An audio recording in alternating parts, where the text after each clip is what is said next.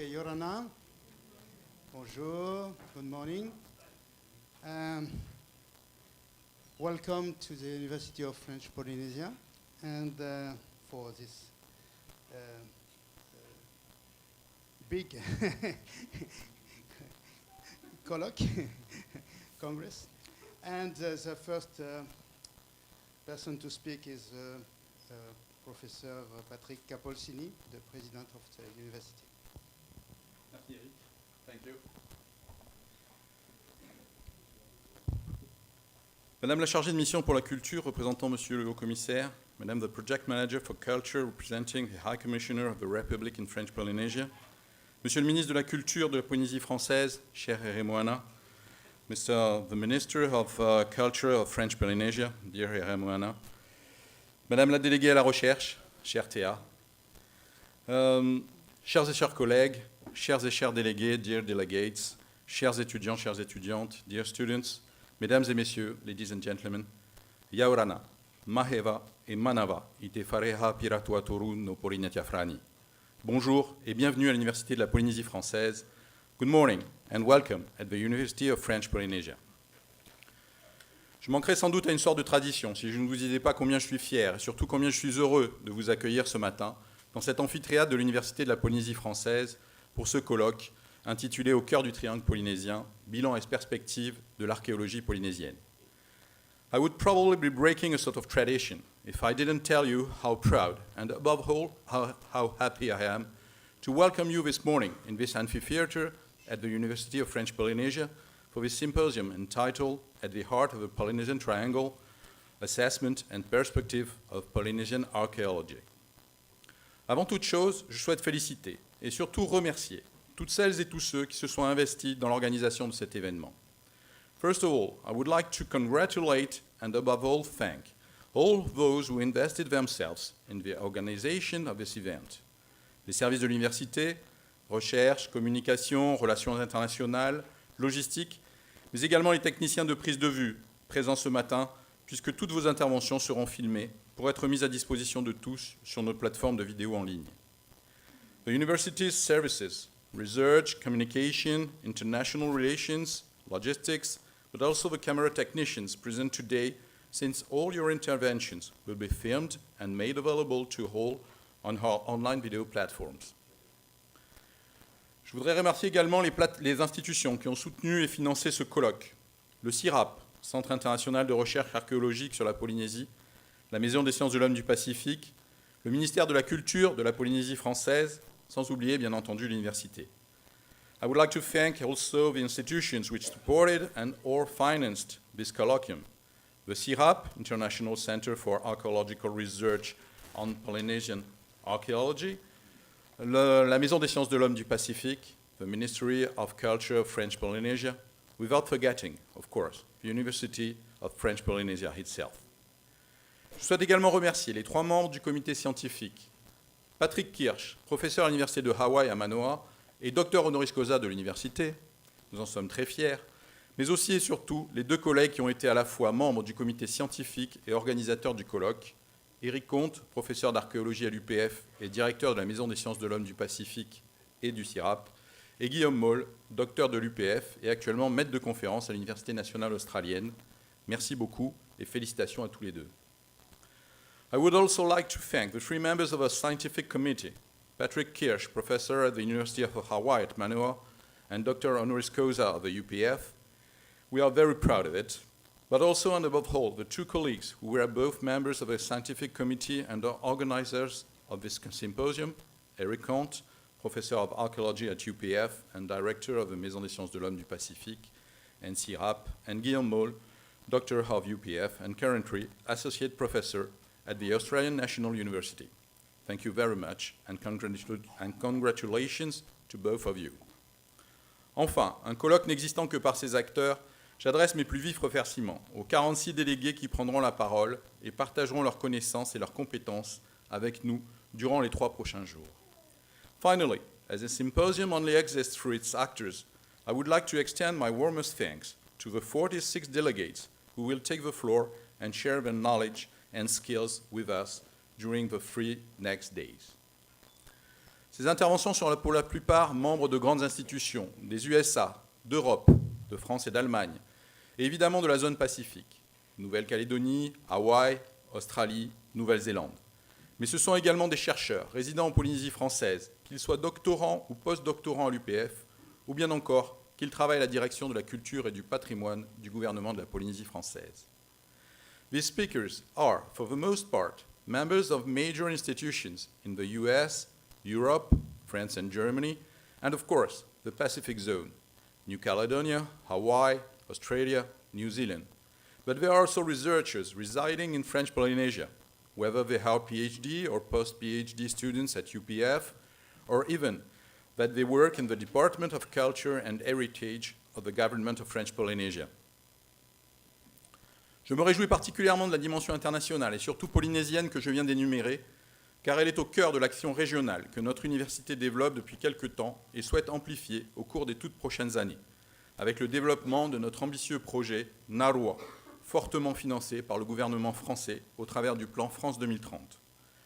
I am particularly delighted with this international and above all Polynesian dimension that I have just listed, because it is at the heart of the regional action that our university has been developing for some time and wishes to amplify over the next few years with the development of our ambitious project Narua, heavily funded by the French government through the France 2030 plan.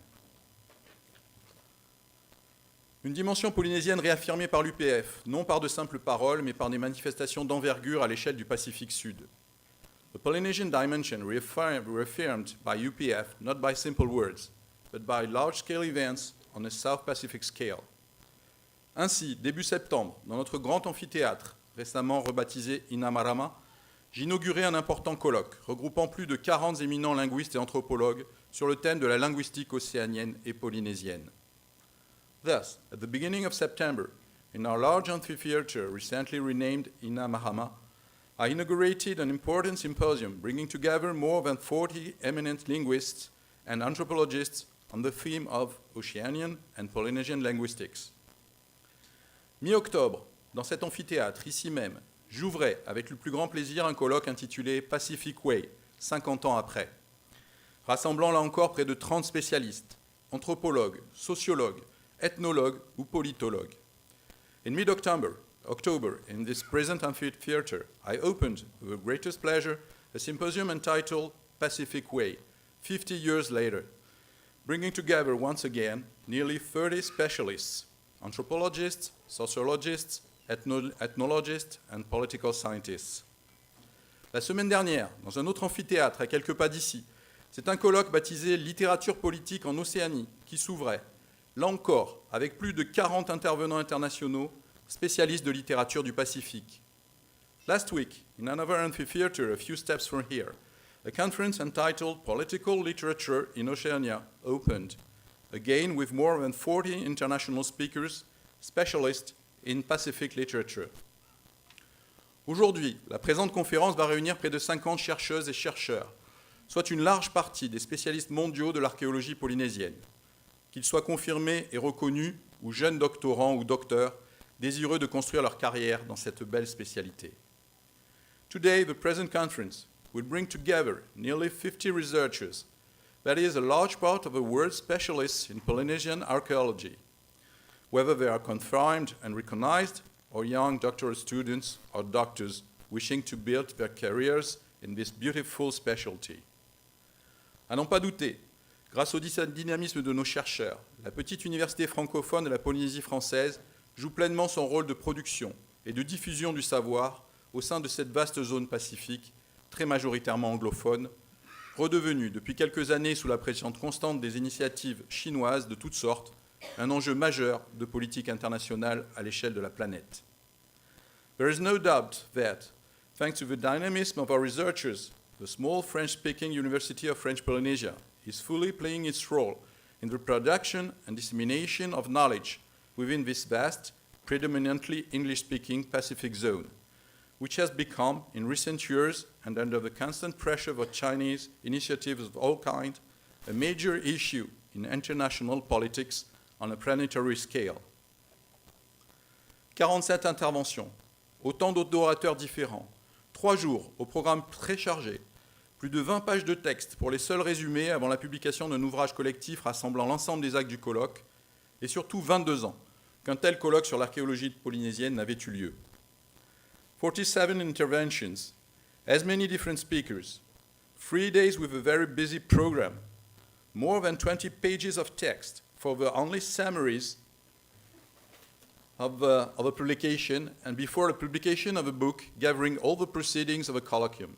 And above all, 22 years since such a colloquium on Polynesian archaeology had been held.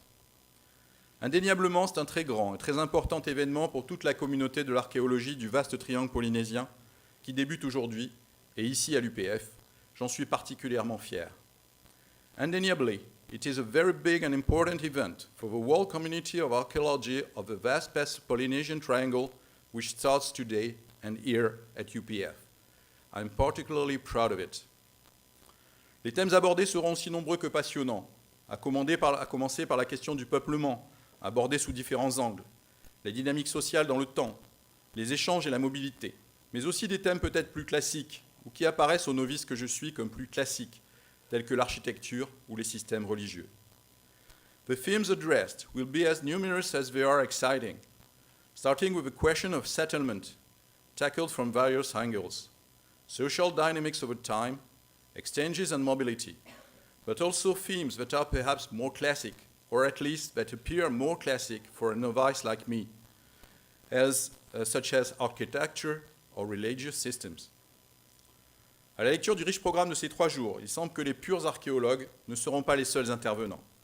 Ils confronteront leur savoir à ceux d'autres spécialistes, généticiens, linguistes ou botanistes, apportant ici, par la pluridisciplinarité, une richesse supplémentaire à ce colloque. Reading the rich program of these 3 days, it seems that pure archaeologists will not be the only speakers. They will confront their knowledge to those of other specialists, geneticists, linguists, or botanists, bringing thus, through multidisciplinarity, an additional richness to this symposium. Enfin, si un colloque est toujours l'occasion de faire un bilan des connaissances récentes ou plus anciennes, la rencontre, en présentiel, pendant plusieurs jours, de spécialistes du domaine doit permettre l'émergence de nouveaux projets et de nouvelles collaborations internationales entre chercheurs, mais également d'améliorer la collaboration entre la recherche et les instances culturelles locales.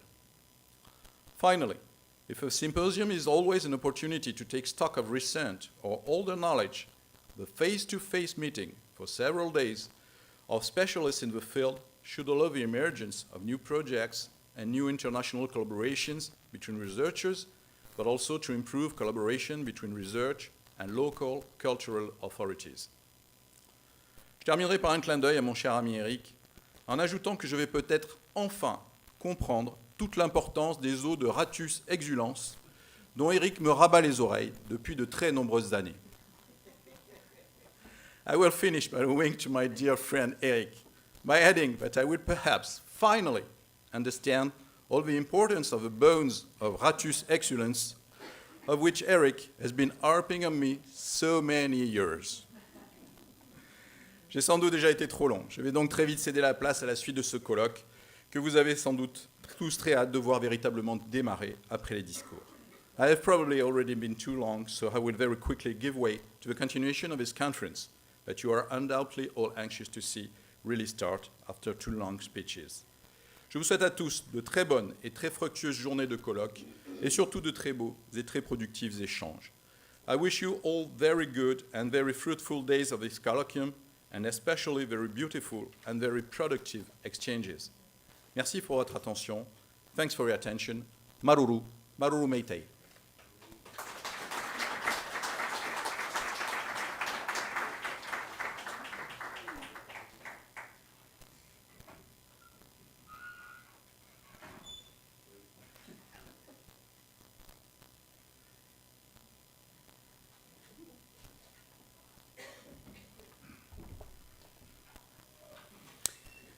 Ia rana tātou pātoa i tō tātou wharere ai tēnei mahana api. Te oawana i te āau, i te mataro atu te tei o tau, nā tau mo teiti i tēnei, ai tā tātou i wharere i whaahau. Monsieur le Président de l'Université de la Polynésie française, cher Patrick, avec la longue liste en plus de conférences que tu viens de rappeler, mais on devrait passer notre temps ici à l'université, mais notre temps à nous est un peu compté. Il y a plusieurs sujets qu'on aurait bien aimé comment discuter ici, et puis encore aujourd'hui, pour ce qui me concerne. Monsieur le directeur de la Maison des sciences humaines du Pacifique, cher Eric, Monsieur le directeur adjoint du Centre international de recherche archéologique sur la Polynésie, cher Guillaume, Mesdames et Messieurs les archéologues, et les saluer aussi les représentants des associations culturelles présents aujourd'hui, cher public, Tato Pato Manava et Yorana. C'est avec grand plaisir que je participe aujourd'hui à l'ouverture de ce colloque international. Et je tenais au préalable à remercier toutes celles et tous ceux qui en ont été les instigateurs. Je suis heureux aussi de prononcer ces quelques phrases introductives devant vous, chers archéologues, chers amis, car l'archéologie et les sciences humaines plus généralement restent un domaine que j'affectionne particulièrement. Jeune diplômé, j'ai œuvré au Centre polynésien des sciences humaines avec quelques, je trouve même pas le mot, mais quelques très anciens que je retrouve avec plaisir ici. C'est le cas d'Éric, Patrick, Jennifer, Véronique qui se cache aussi là-bas derrière. Voilà, on est presque des reliques archéologiques aussi. Mais ça reste un domaine qui me tient vraiment à cœur. Durant les 3 prochains jours, vous allez à tour de rôle présenter les résultats des travaux menés dans nos 5 archipels, rappelant ainsi à quel point notre Fénois, disséminé à l'échelle du continent européen, est une terre d'archéologie. Et pourtant, tant de choses restent encore à mettre à jour. Cette conférence internationale, je crois que ça faisait 22 ans qu'il n'y en avait pas eu. Je me souviens de la dernière qui était à Montréal, où j'étais venu aussi écouter quelques interventions. J'avais un peu de temps à l'époque. Cette conférence, je disais, donc, sonne alors comme une évidence. Est venu aujourd'hui le temps du bilan et de surcroît la question cruciale des orientations et de l'avenir de l'archéologie polynésienne en relation avec les politiques publiques. Mais d'abord, je souhaitais me tourner vers vous, archéologues, femmes et hommes passionnés par cette science. Lorsqu'il faut travailler sous la pluie, porter les seaux, les truelles, dans des conditions parfois très difficiles. Et le soleil, je crois, au Tuamotu est aussi quelque chose qui est une expérience particulièrement difficile à vivre. Je tenais donc absolument à vous exprimer toute ma gratitude pour le travail que vous avez accompli sur le terrain et au quotidien au service de la recherche.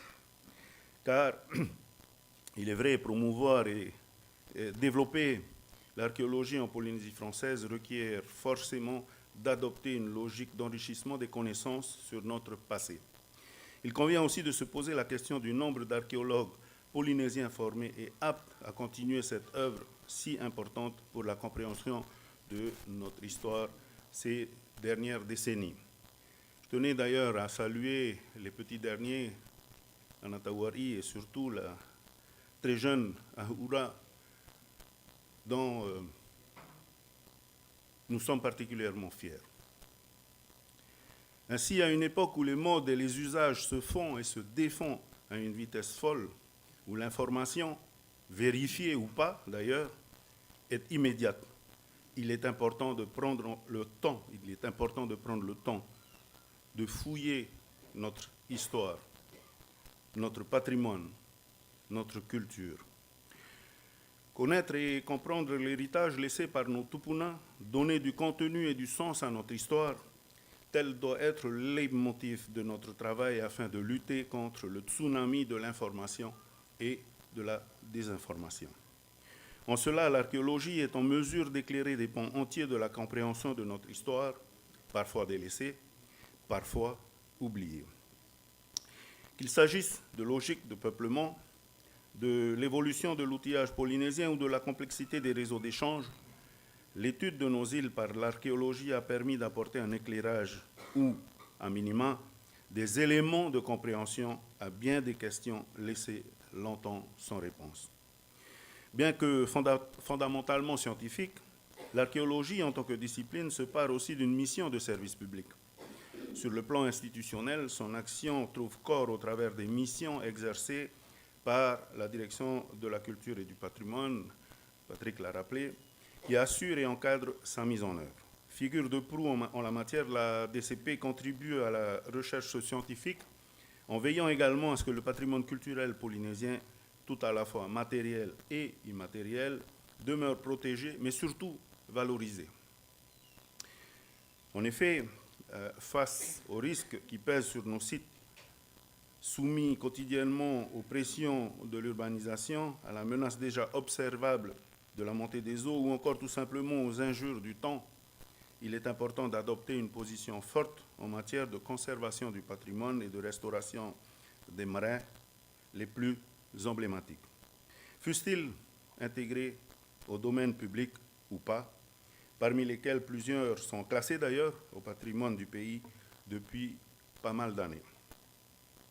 De la même façon, à l'heure où le dossier de candidature des îles Marquises au patrimoine mondial de l'humanité met notre patrimoine à l'honneur sur la scène internationale, tout comme l'avait fait en son temps le paysage culturel Taputopuratea labellisé par l'UNESCO, il conviendrait aujourd'hui d'envisager de nouvelles collaborations entre la Polynésie française et les grandes institutions archéologiques et scientifiques de la région Pacifique, cela en préservant les intérêts de la Polynésie. Gageons ainsi que de ces quelques jours de rencontres et d'échanges naisse ce dialogue qui, je l'espère, sera fécond. N'attendez pas 20 ans, 22 ans pour rediscuter des orientations, s'il vous plaît. Parce que je pense que là, on n'arrivera même plus à tenir un stylo, Eric. Hein?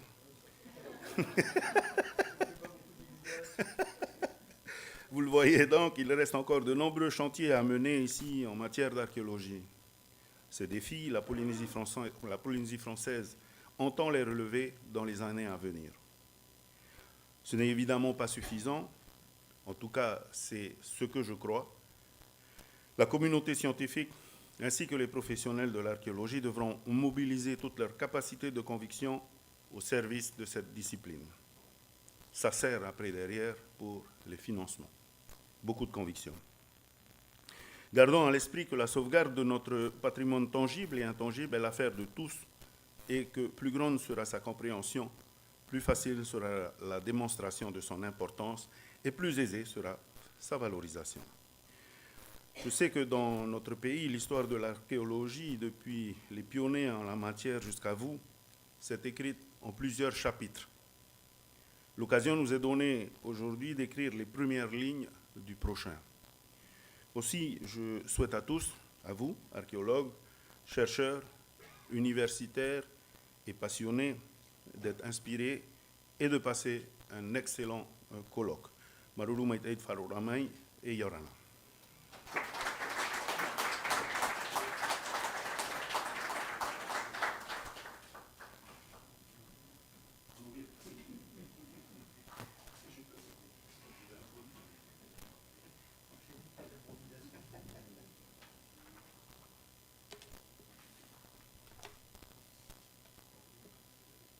Je ne sais pas s'il faut que je mette des lunettes ou pas, je teste. Ouais, ça fait longtemps que... Bon, faut peut-être que je les essuie aussi. Non, ça va aller peut-être. Si je recule, mais si je recule trop, je tombe. C'est peut-être pas une bonne idée. Monsieur le ministre de la Culture, cher Eremoana, Madame la chargée de mission pour la culture, représentant Monsieur le haut-commissaire de la République en Polynésie française, Madame la déléguée à la recherche, chère Théa, chers et chers collègues, dont certains sont venus de très loin pour participer à ce colloque, chères étudiantes, chers étudiants, messieurs, mesdames, messieurs, Yaorana, bonjour, good morning, bienvenue à toutes et à tous. Du 27 au 29 novembre 2000, il y a donc 22 ans, presque jour pour jour, Patrick Kirsch, qui est là, et moi-même avions organisé à la Gum Station de Montréal un séminaire international sur le thème « Archéologie de la Polynésie orientale, bilan et perspectives ». 20 ans après, il a semblé important d'organiser un nouveau colloque, non pas pour nous rendre compte que nous avions vieilli, la réalité se chargeant chaque jour de nous le rappeler, mais accompagné de Guillaume Moll, un jeune collègue et ami, nous avons pensé utile de prendre la mesure des progrès accomplis et des questions en suspens, des nouvelles problématiques et des voies empruntées pour les atteindre.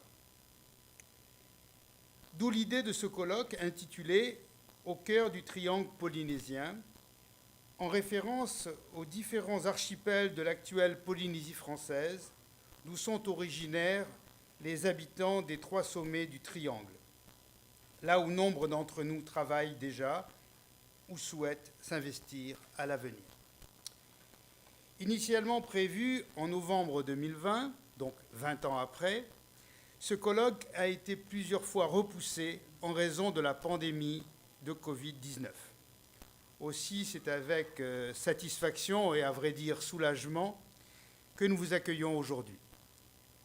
Il y a 20 ans, les participants du colloque de Montréal avaient mis en évidence que plusieurs archipels étaient encore méconnus. Ils avaient conclu à la nécessité d'entreprendre des recherches dans l'archipel des Gambiers, jusqu'alors peu documentés à l'exception des travaux de Roger Green. D'où le lancement d'un grand programme financé par le ministère de la Culture de l'époque. Je fais un appel qui, dès 2001, permit à Patrick, Athol Anderson, Marshall Wessler et moi-même d'engager une longue campagne de sondage sur toutes les îles hautes des Gambiers et à Marshall et moi d'effectuer une première mission sur l'atoll désert de Temoé. Et des années durant, se succédèrent des missions sur les îles hautes, à Taravai, Angakawitai, à Kamaka et sur Temoé, qui font désormais de l'archipel des Gambiers l'un des mieux connus de Polynésie française. Souhaitons que le présent colloque donne pareille impulsion aux recherches à venir. Dans le sillage du colloque de l'an 2000, fut également créé en 2006 le Centre international de recherche archéologique sur la Polynésie, le CIRAP, organisateur principal du présent colloque. Permettez-moi d'en dire quelques mots. Il s'agit d'une structure fédérative de recherche dotée d'un laboratoire implanté sur le campus de l'UPF. Le CIRAP fut créé avec 3 objectifs principaux: l'élaboration et la réalisation de programmes de recherche en collaboration entre les institutions partenaires, la formation des étudiants, notamment au niveau master et doctorant, et la diffusion et la valorisation des travaux archéologiques auprès de la communauté scientifique et du grand public. Au départ, nous n'étions que 4, Berkeley, l'ANU, Paris 1 et l'UPF. En 2013, l'ANU fut remplacée par l'Université d'Auckland. Enfin, lors du dernier renouvellement de convention, en 2019, notre groupe s'est étendu et ce sont désormais 7 partenaires qui sont regroupés. L'UPF, l'Université d'Hawaï, le Bishop Museum, l'Université d'Auckland, l'ANU, Paris 1 et le Muséum national d'histoire naturelle de Paris. Depuis plus d'une décennie, le CIRAP a conduit plusieurs programmes de recherche dans nos archipels, notamment sur l'île de Wauka, aux Marquises, à Tubuai, aux Australes, sur les îles hautes des Gambiers et sur l'atoll de Temoé, comme nous l'avons déjà indiqué, ainsi qu'à Tetiaroa. Nous collaborons également depuis 2019 avec la Direction de la Culture et du Patrimoine à l'étude du complexe cérémoniel de Taputapuatea à Rayatea, site classé au patrimoine mondial de l'UNESCO. Depuis plusieurs années, nous avons aussi décidé de nous investir dans l'archipel des Tuamotu au travers de missions pluridisciplinaires déjà accomplies à Whakaina et Niao, et il y en aura d'autres.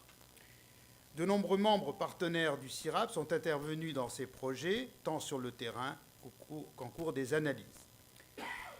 C'est aussi, comme Eremoana l'a indiqué tout à l'heure, toute une nouvelle génération de jeunes chercheurs et chercheuses qui ont pu être formés, dont 3 Polynésiens, et qui présenteront leurs travaux au cours de cette semaine.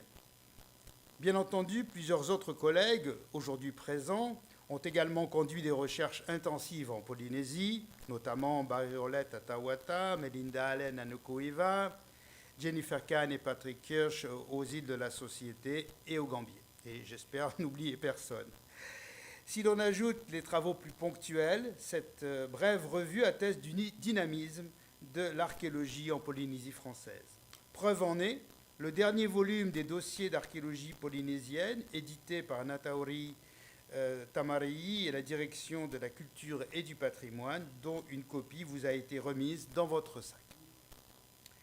Les résultats acquis au cours des 2 dernières décennies justifiaient donc la tenue d'une nouvelle rencontre avec ce colloque qui se veut répondre à 2 objectifs principaux. D'abord, il s'agira d'une part de dresser un bilan sur les grandes questions de l'archéologie polynésienne d'aujourd'hui et de réfléchir aux avancées théoriques, méthodologiques et techniques de notre discipline au cours des 2 décennies écoulées. Pour cela, une semaine de rencontres s'organisera autour de plusieurs sessions thématiques sur le peuplement de la région, les relations entre les Polynésiens et leurs environnements, qu'il s'agisse des plantes ou des animaux, les échanges, le développement des dynamiques sociopolitiques et religieuses, en particulier sur l'étude des monuments cérémoniels. Pour dresser cet état des lieux, nous souhaitons aussi convoquer autour de la table des disciplines amies qui, elles aussi, s'intéressent à ces questions. Nous aurons ainsi le plaisir d'entendre des collègues linguistes, anthropologues, généticiens et botanistes qui partageront avec nous leurs perspectives.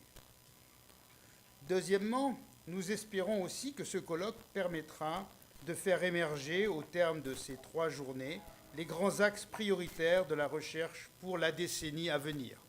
Vous remarquerez qu'on ne se risque pas plus loin que 10 ans en ce qui me concerne, et encore. Mais d'autres continueront. Nous pourrons ainsi initier de nouveaux projets collaboratifs dans la région. On aura compris qu'il s'agit ici de donner un nouvel élan à l'archéologie polynésienne. C'est pour cela d'ailleurs que nous avons pris le parti d'aider en priorité les jeunes chercheurs, doctorants, postdoctorants, à rejoindre notre colloque. Ce sont avant tout eux les acteurs de la recherche de demain. Il leur appartient de tenter de résoudre les nombreuses questions encore en suspens et que nous leur laissons en héritage. Ce colloque est donc une sorte de passage de témoins, si on peut dire. 3 jours, 47 communications, 46 orateurs d'Australie, de Nouvelle-Zélande, de Nouvelle-Calédonie, des USA, de France, d'Allemagne et bien sûr de Polynésie française. Le programme est dense et promet des discussions scientifiques passionnantes et passionnées, mais qui sauront bien entendu rester courtoises et amicales. Pour terminer, permettez-moi de remercier le ministère et le ministre de la Culture, la Direction de la Culture et du Patrimoine, l'UPF, la Maison des Sciences de l'Homme du Pacifique, le CNRS. Plus personnellement, Patrick Capolsini, le président de notre université, qui a toujours été présent lorsque cela a été nécessaire. Cyril Michino, la secrétaire générale de la Maison des Sciences de l'Homme du Pacifique, pour son investissement dans la préparation minutieuse de cet événement et pour m'avoir aussi supporté pendant toute cette période. Supporté au sens, pas soutenu, supporté mon caractère. Les différents services de l'UPF pour leur soutien efficace, le service des finances, le service des missions, la direction de la logistique, les relations internationales, l'informatique et bien sûr la communication avec Camille. Je veux aussi remercier la société qui assure l'enregistrement et la diffusion des images, le public venu assister à ces échanges qui seront facilités par la traduction simultanée des présentations en français et en anglais, et bien sûr les interprètes qui assurent cette traduction. Encore une fois, un grand merci aux collègues avec qui nous allons débattre durant ces 3 jours. À tous, nous souhaitons un excellent colloque. Maruru, maruru roa.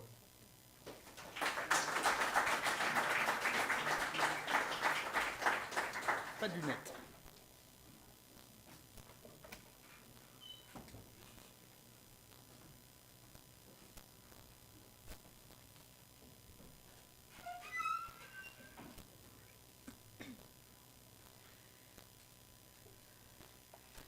Te hua ai o te moana nui a hiwa, i rāna ia tāu. Te ihi papa e rohira no te tua a ai tumu o te whenua i rāna ia tāu. Te whea mana, te rehei, te iti mana, te e mata au meira, i rāna ia tāu. I te e mahana, te tupura, te wharerer ai te mo ihi papa e rohira no te parau o te maimira i to tāua mō wāhi. Mai mira i ei te tua a ai o to tāua mō pau. Mai te tau a tāpē mātā mua mai e te mohui tupuna. A te atu e te wharerera e te ao popa a te atu e i te ni tau to tāua. Te ihi papa e aha tōna tōroa. Te uurawa. E maimi o nei te mohi a i haahi ana e te mohui tupuna, te mo tap o whenua rau i wehohi ana, i muri mei e tua tapapahia te wha ohipar a i rawehi ana. E no te mea hui e, o tāua te nun a te hua ai tomu, e tapura atu ahia te mo whaatiat aparau o ta tāua e eino rea. Wa i te tāua te hanhana o to tāua hiro. I roto i rara te haatiti a hemara hia i te mo nuna tomu, te ihi papa, ho e te i o te mo mohi a ta tāua nenhe e rawe no te tap ora i to tāua parau, ia orehe i tāua i a muri. O weiho i au. O weiho i au te tama, te e meira, te ihi no te whenua e mei. Te e tō taamura e tō pūwhenua. I tama wau no e meo nui i traravaru, pihia orea i te imhana. O rotu i te maua, o pupu to o whā te waa mata eina. O tapua huru te whenua, o weitau te pape. O nuurua te autu, o te hawaroa i te miti tait ei te awa. O mare atit ei he, te mare wharere au te mo eitu. O hoi te ia wahene ahura i te rei a rurua, te tamahope a rotu hene rawa o rotu i tāne a whari. E ihi papa ato o no tāua, a whari me tap o no tō heha atura. E te aroha no rotu me te pū o tō a au, e tēnā o tō o tō a whariti. Wa whanona te mohui tupuna, wa pārehei, wa noho. Wat e mei tōna iho parau tōna reo, tāna mau pau e tōna mau atua. Wat upirihi e te mau tap o te mau hui eito e te mau hui atua. Wa pupu aho hia i te e mau i te tāta. Nā roto i te mau pehe rau, e te mau paripari rau o tā tāua e no a. Wa hiro ahia i te aru o te whenua. E te aru o te moana, ia riro mei e pātere maa no tāua. Wahiro ahia te moana e wa whetē mei te rei ui whetē ui rānu i te ao āmuri. Ia riro mei e ao hahano no tāua. Wahiro ahia te moana uri pā, ia riro e papatumu no tāua. Wahiro ahia te whenua, ia ora tāua. I tōu paarira e tō nā me tua. Wa whaaro noa wau e te te mo parau paari no roto mei ia papa matarau. Taua o riro nui no morea. A whari mei tua ai tapo no tō heha e te whātura. Tēnā o mei raho e o tōna mo parau. Te hioi. a nei te iho. Ia te a oe no to o iho. E a nei to ma ai a oe. A mau tutua au te iho i te whenua. Te whenua i amo i tō mare tupuna. Te whenua i hia e au e mahoe. Te eta o ho e wira ai tina tāua. O weiho i nā vau, te uki hou o te ia whenua. Ia tō mahia i te mō tapa o tō utua a ai hohonu. O weiho i nā vau, te uki hou o te ia whenua. Ia ore, e rawe pāpohea te tapurara o tō utua a ai. Te ihi papa, ho e te ia o te morawe o te e tau manohiti no te tapurara i ta taua mō peu. Ia weira taua e toa arei o te ia whanhora. Pro te ia papehia e au e tō nā mitua manawa ia ora.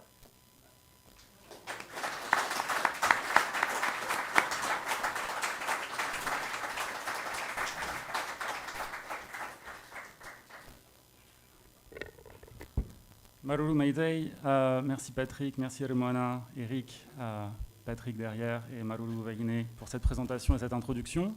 Je pense qu'il est maintenant 9h25, on a quelques minutes d'avance, donc je voudrais inviter Melinda Allen, notre collègue de l'Université d'Auckland, qui va modérer la première session de ce matin, qui sera consacrée au thème du peuplement de la Polynésie, avec plusieurs présentations qui vont être extrêmement intéressantes. Melinda, if you want to join us on stage, and maybe Peter, you can join us as well, so we can start the first session.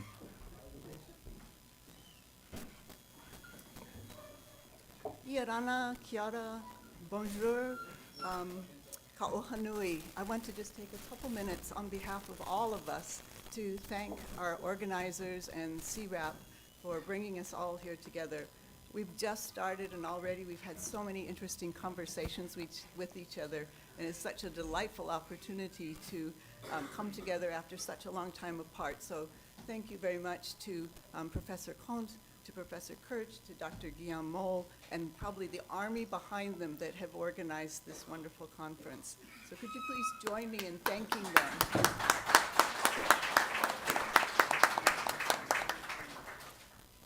Our first speaker is Professor Peter Shepard from the University of Auckland, my colleague. I'm glad to introduce him, and he's going to be talking to us about regional patterns from the perspective of the Solomon Islands.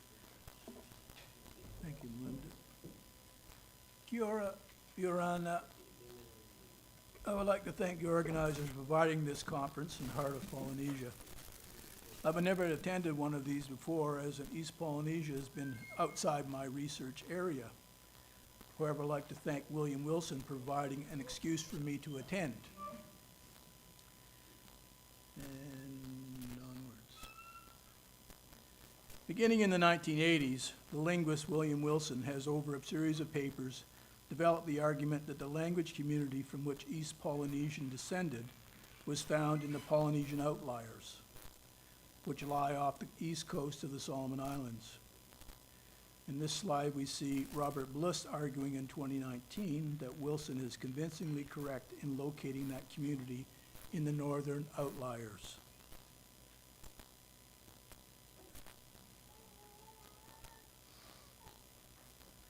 Wilson argues that over a period of time, a language community developed in the Southeast Solomons outliers, from which the languages of the northern outliers are at some point derived. It is in turn from the central northern outliers community, the Bontong, Java, Taku region, that East Polynesian languages are derived. This leaves the question of when this southeastern outlier community was established, how much time was represented by its development, where its origins can be placed, and when movement occurred into the northern outliers.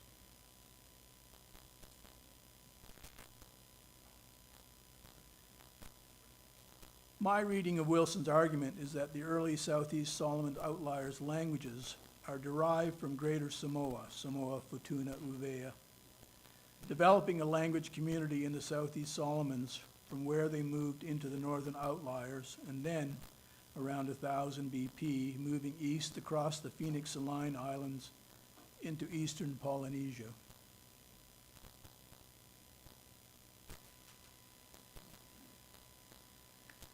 The Tumoto region of the Southeast Solomons is an area of great interaction and great cultural, linguistic, and genetic variability.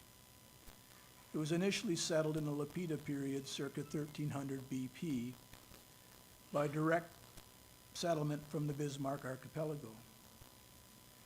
This pattern of a stream of leapfrog settlement continued for some time, increasing the genetic variation in the region and indirectly attesting to the presence of an active voyaging corridor along or through the Solomon Islands, facilitated by favorable seasonal trade winds. So we have summer northwest and winter southeast trades.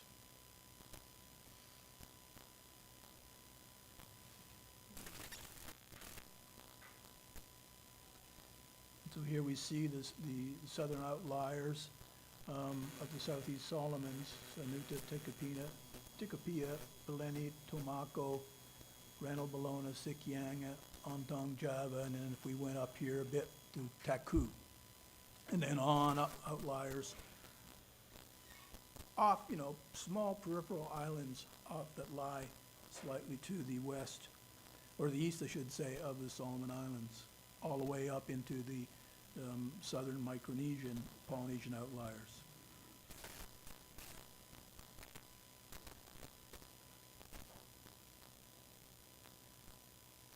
So this, I'll just play this, hopefully play this little video clip.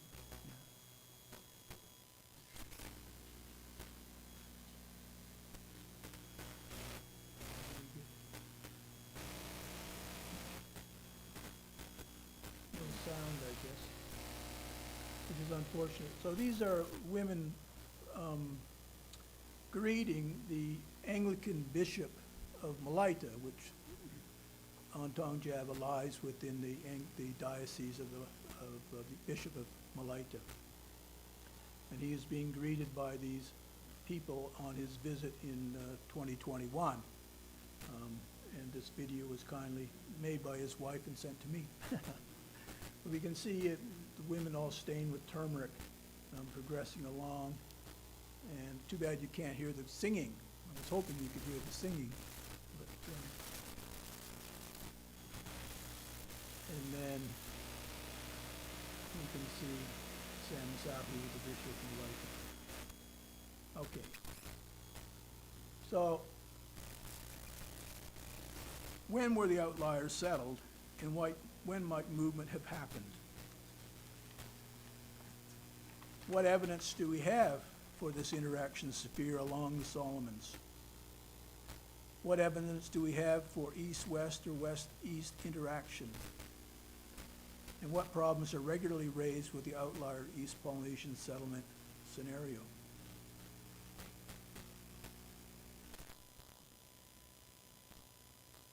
The Southeast Solomon outliers, for which we have archaeological evidence, are all settled in a very late Lapita, early Plainware period. There is no evidence for an early or middle Lapita settlement. So a settlement circa 2600 calibrated BP. I mean, many of the dates have big errors on them, but anyhow. The ceramics tells us it's very late Lapita or early Plainware.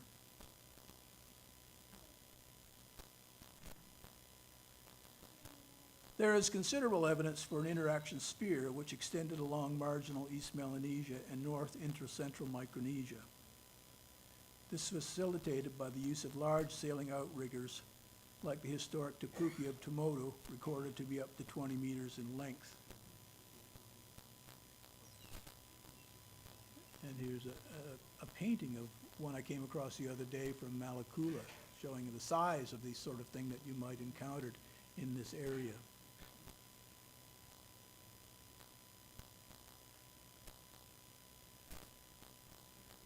We can hypothesize this interaction sphere was occupied and active from circa 2600 BP, extending into eastern Micronesia at circa 2000 BP when it was first settled.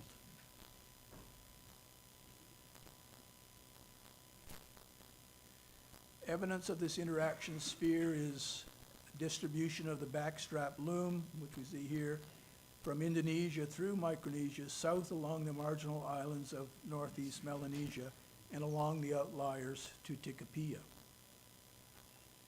Secondly, Haddon and Hornell see relationships with the Tapuki design into northeastern marginal Melanesia, that is up into the sort of the St. Matthias group area, and Micronesia. Distribution through this area of one-piece fish hooks, kite fishing, two-piece trolling lures, terebra and mitra shell adzes, nose flute, and the development and importance of breadfruit and arboriculture. And finally, linguistic arguments for the origins of nuclear Micronesian in southeast Solomonic and northern Vanuatu.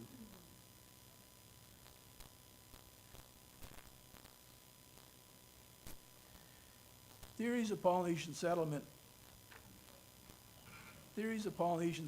via northern route have a long history, ultimately based on the significant differences between the cultures of West and East Polynesia and evidence of relationships with Micronesia. The German ethnologist Richard Parkinson proposed in 1907 both a southern and northern route and concluded the lack of Melanesian culture traits in Polynesia argued for the importance of the northern route. Peter Buck to Rangihiroa, following Parkinson, argued in 1938 for two routes as well, including that the taro and yam must have come by the southern route, but Polynesians sailed east through northern East Polynesia. I mean, he suggested that the taro and yam weren't suitable for transmission through the atoll environments. The American anthropologist Edwin Burroughs, in his study of cultural differentiation in West Polynesia, noted, like Parkinson and Buck, significant contrast between the cultures of West and East Polynesia.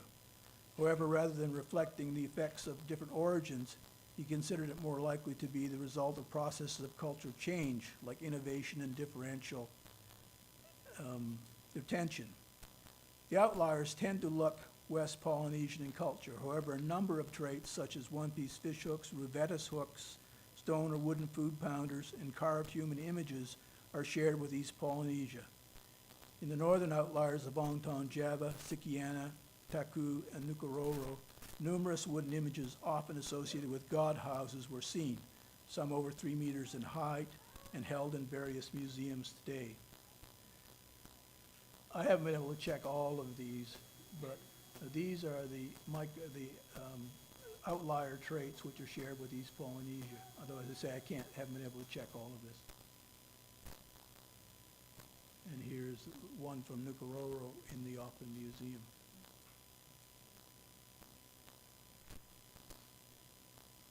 Archaeological evidence of the development of some of these East Polynesian traits in the outliers is hard to come by. However, early evidence of single-piece fish hooks are found in Polynesian context in Samoa, Neo-Toputapu, and the Southeast Solomon outliers of Anuta, Tikopia, and Tomako.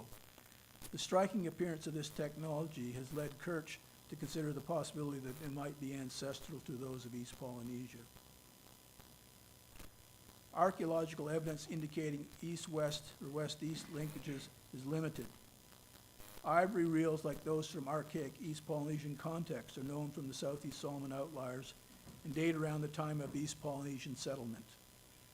Most outlier adzes are made of shell. However, stone adzes from the early period of Tikopia are made of exotics from complex geologies only found west of the andesite line. Adze flakes from the late period in Tikopia are sourced to Samoa, and a few pieces of obsidian to Tonga, in keeping with the hypothesis of Polynesian settlement of Tikopia at that time, circa 1100-1200 AD. Other lines of argument linking East Polynesia to the outliers include the importance of breadfruit and arboriculture in the Marquesas, the early importance of bonito fishing in East Polynesia, and the presence of Fijian ceramics in the islands north of Fiji and in the Marquesas. And finally, the shortening of the East Polynesian chronology provides even less time for the development of a core East Polynesian culture in East or West Polynesia. To my knowledge, we do not have a comprehensive study of modern Polynesian DNA which includes the outliers with West and East Polynesia, and we have no ancient DNA from the outliers. There are some studies listed here which provide some evidence of close relationships among the outliers, East Polynesia and Micronesia. The most recent study by Oruna et al. 2022 of DNA from Vanuatu indicates a significant recent admixture of Polynesian DNA estimated to date to 600 to 1,000 years ago.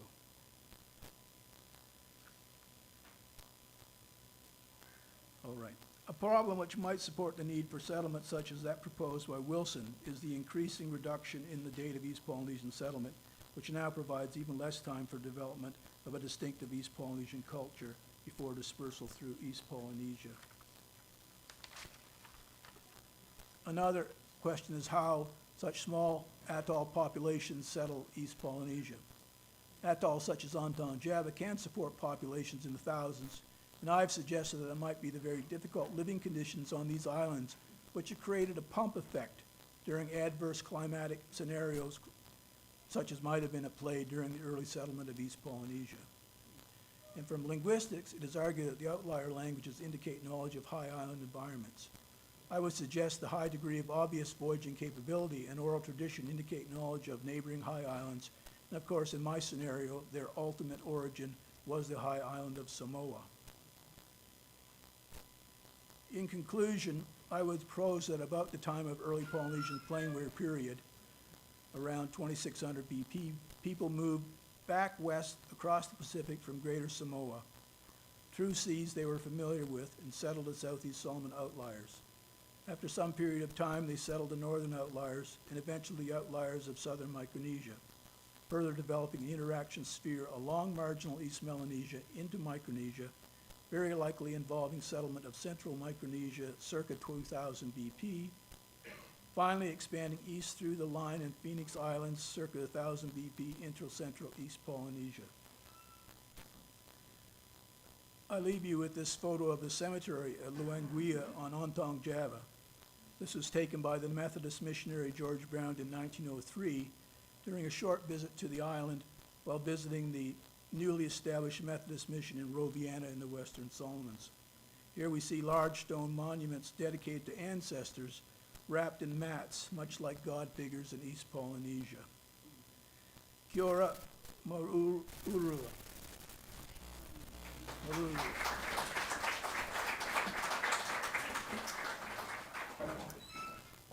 Thank you very much, Peter. Very interesting. We're going to hold questions until the end of our first three talks. Now we're going to have Dr. Mary Walworth with us, and she'll be talking to us about historical linguistics and perhaps some additional insights and novel perspectives. Thanks. Thanks, Amanda.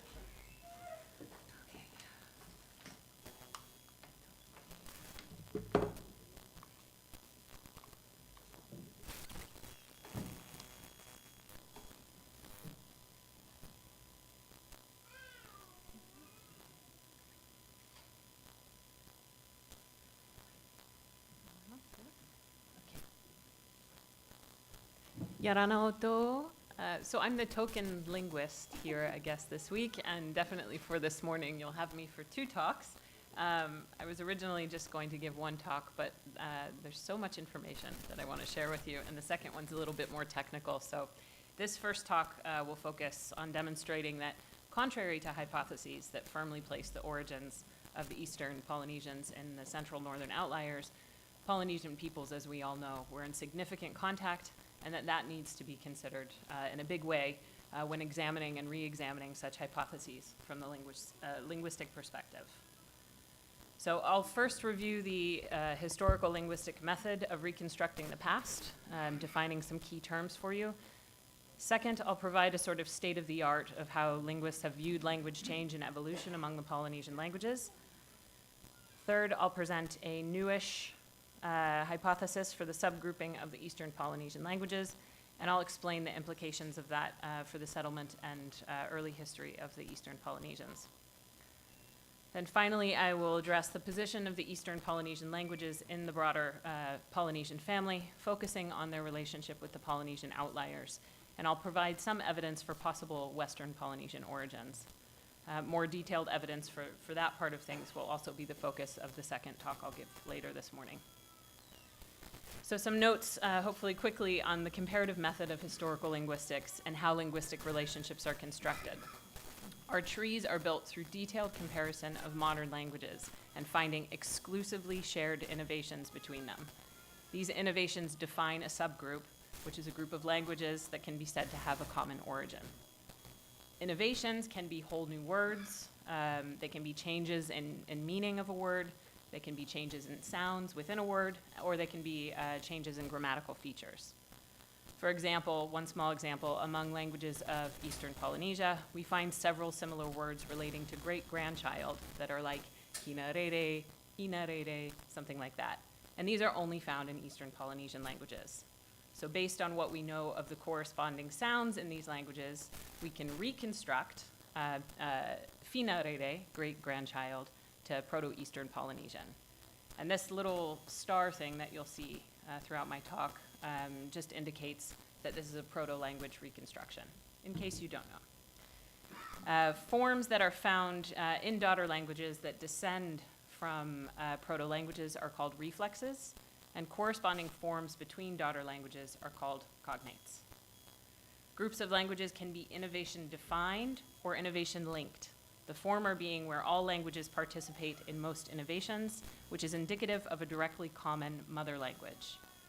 The latter, innovation-linked, makes it pretty unlikely that these languages have a clear reconstructible mother language, as innovations are seen to be diffused through a chain or across networks. Within the Polynesian family, there have been many hypotheses over the years. The classic hypotheses of Polly and Green posited two major subgroups, Tongic, including Tongan and Niue, and Nuclear Polynesian, including Samoa, the other Western Polynesian languages, the Polynesian outlier languages, and the Eastern Polynesian languages.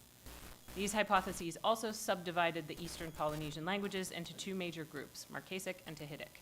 Marquesic consisted of Mangareva, the Marquesan varieties, and Hawaiian, and Tahitic consisted of Tahitian, the Cook Island languages, Maori, and the varieties of the Tuamotus. Rapa Nui was then on its own.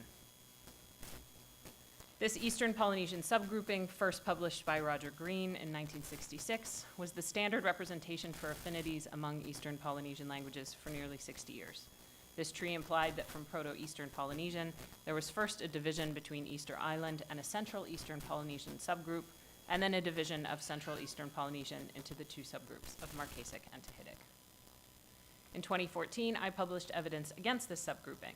I proposed a new Eastern Polynesian language tree that retained Central Eastern Polynesian based on some shared features, but eliminated the Tahitic and Marquesic subgroups based on lack of evidence. My new tree still separated Rapa Nui from the other Eastern Polynesian languages, implying that it developed in isolation, while the rest of the Eastern Polynesian languages developed in a network of contact and exchange, which is represented in this tree by the kind of rake-like looking structure. And this was supported by most linguists as a foundation for re-examining the relationships of the Eastern Polynesian languages.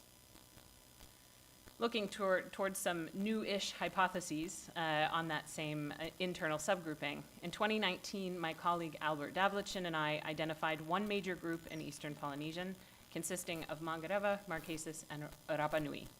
We further claimed that for most of the other Eastern Polynesian languages, including Marquesan and Mangarevan, that the shared features among them developed in networks of contact and exchange. We suggested that while shared innovations between these languages do exist, they are most often limited to only 2 or 3 languages, and what's more, most languages participate in multiple overlapping networks of innovation. Our evidence and lower level groupings have evolved since 2019, but our general ideas and our approach has remained the same. After Proto-Eastern Polynesian, there was a split into 2 groups, Far East Polynesian, consisting of Mangarevan, the Marquesan varieties, and Rapa Nui, and Common East Polynesian, made up of the rest of the Eastern Polynesian languages. We decided to call this Common East Polynesian rather than Central, due to the large number of languages included and the inclusion of non-central geographically speaking languages like Maori and Hawaiian. After Rapa Nui separated, there's evidence of continued cohesion between Mangarevan and the Marquesas, and we can reconstruct a Proto-Mangarevan and Marquesan as well. After Marquesan and Mangarevan then split, both of these languages then participated in linked innovations of the common East Polynesian networks.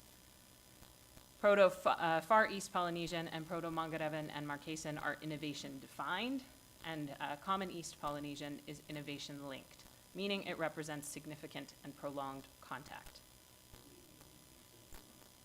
This work is based on comparing specific kinds of linguistic data systematically across all available languages. This includes basic vocabulary, the things that tend to not change, environmentally important vocabulary, such as words relating to fish, animals, insects, plants, as well as vocabulary related to culture and material culture. The subgroups of Far East Polynesian and Marquesan Mangarevan are supported by multiple innovations at all parts of the linguistic system, in the lexicon, so words, the phonology, in their sounds, and within the grammar as well. And these kind of innovations are shared by all members of the group. So it's very firm, and we can call them clearly defined subgroups. Within the Common East Polynesian network, there are many overlapping innovations, as I said before, and they are not exclusively shared by all languages and are sometimes shared with Mangarevan and the Marquesas. These overlapping innovations and also the inclusion of Mangarevan and Marquesan in that allow us to hypothesize that these linguistic diffusion was an ongoing occurrence among these languages and between these societies. So what does that imply about the Eastern Polynesian past? First, there were Proto-Far Eastern Polynesian speakers in the Marquesas or in Mangareva. Rapa Nui was settled from one or the other, meaning it was not in complete isolation, going against long-held theories in Eastern Polynesian evolution.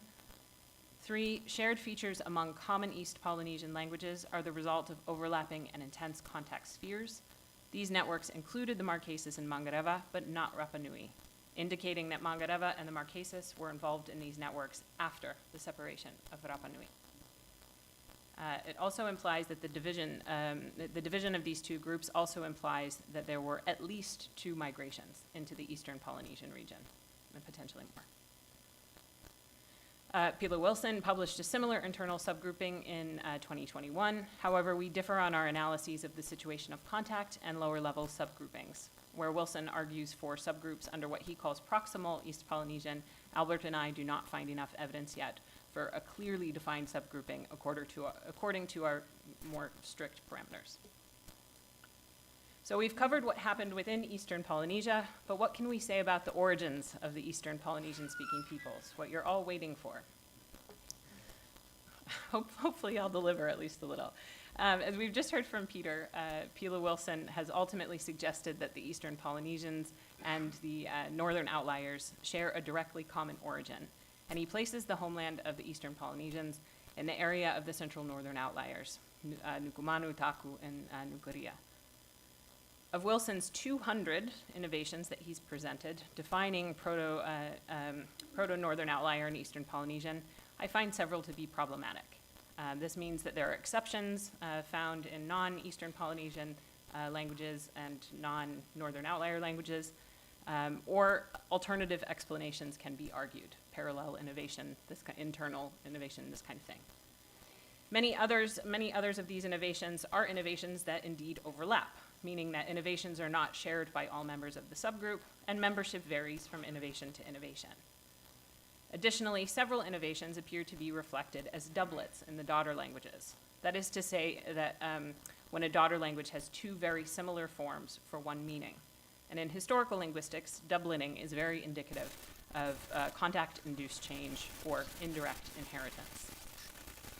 These exceptions, overlapping innovations, and doublets force us to question if the nature of these shared developments are indeed indicative of direct inheritance, as Wilson has proposed.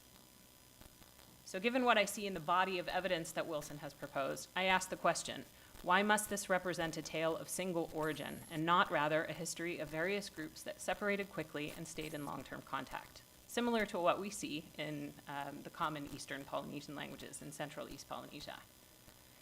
Wilson has discounted borrowing scenarios between the central northern outliers and Eastern Polynesian languages as being responsible for the shared developments he proposes, citing that distances are very long and too long for these kind of developments to be diffused, and that there is a lack of oral histories suggesting long-distance contacts between the two areas.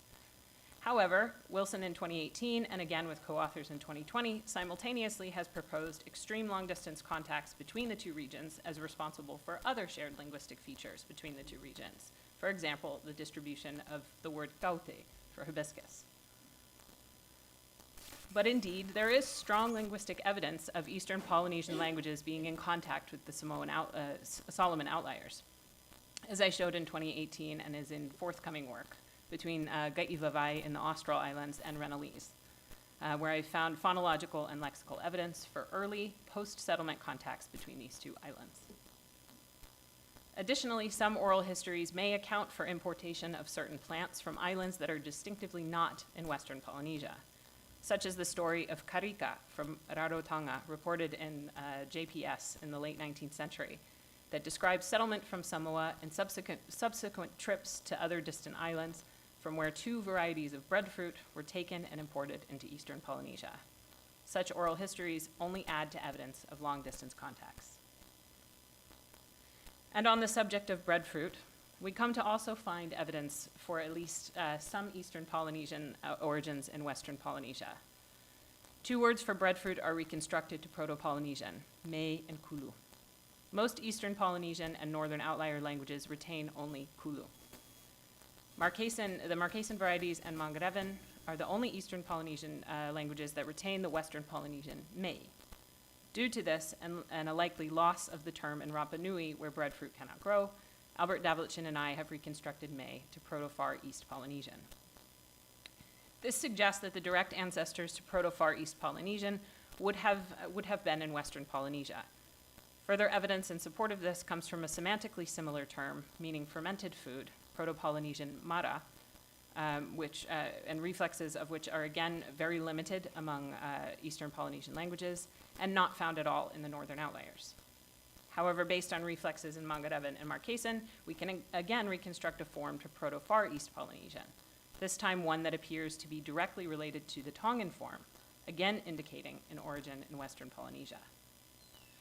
Even if these were borrowings into Far East Polynesian from Western Polynesia, as was suggested for May by Wilson and co-authors at the recent linguistic conference in September, this still implies a borrowing closer to home. It is very unlikely that a later stage borrowing into two separate places in Far East Polynesia would not also be borrowed elsewhere in East Polynesia, especially considering what we do know of continued contacts at those later stages. These breadfruit terms originating in Western Polynesia may suggest that not only were the Proto-East Polynesians in Western Polynesia, but that the Far East Polynesians split from the rest of Proto-East Polynesian first, headed to Mangarevan or the Marquesas, and were followed by waves of migration of other East Polynesian-speaking peoples into the East Polynesian area. Further pointing to Eastern Polynesian origins in Western Polynesia are several terms being reconstructable to Proto-East Polynesian that relate to islands that are not atolls. Following Polly and Green, Garrity 2009, and Peter Shepard's recent summary in JPS on using reconstructions of proto-languages to help us locate the homeland of speakers, we find many words that can be reconstructed to Proto-Eastern Polynesian that suggest a high island origin, or at least a non-atoll origin, pointing to Western Polynesia. Words that can be reconstructed to a proto-language provide evidence of things that existed in or in the vicinity of the culture and environment in the time and the place of the proto-culture. So words relating to higher islands in Proto-Eastern Polynesian may indicate that Proto-Eastern Polynesian was spoken on a higher island and not an atoll. Paul Garrity showed extensive evidence for high island plant name reconstructions at length in his 2009 work. And I'm beginning to revisit this work along with my colleague here at UPF, Jacques Vernadon, looking at other domains of higher island environments, as well as adding to his list, to Garrity's list of plants that cannot grow in atoll environments. A few examples so far, hopefully, and growing, are listed on this slide. So river mouth, ridge, forest, or heart of the valley, and a cotton species not found on atolls, and small freshwater fish. Garrity ultimately concluded in 2009 that the reconstructions for plant terms don't necessitate an EP, an Eastern Polynesian origin in a high island. However, with this growing body of terms across multiple domains, it does appear more and more convincing that perhaps the Eastern Polynesian homeland was not an atoll. Again, more evidence pointing to Western Polynesian origins will be the subject of my talk later this morning. In sum, classic historical linguistic methods continue to show evidence for multiple migrations into the Eastern Polynesian speaking space, with at least some origin in the Western Polynesian area. Furthermore, while many of the shared features outlined by Wilson over the years are certainly indicative of shared history, the nature of these features may be more likely showing evidence of continued and extensive contacts that included the Eastern Polynesians through hubs of diffusion further west. As Peter Shepard said in his recent JPS article and expressed just before me today, evidence of long-distance interaction is no longer surprising, and the settlement of Eastern Polynesia may be more complicated than a simple linear model. The linguistic part of this discussion as to how contact played a role in the evolution of Polynesian languages needs to also address indirect inheritance and how to reconstruct the past in less vertical ways, in ways that model the reality of the Polynesian past. Thank you.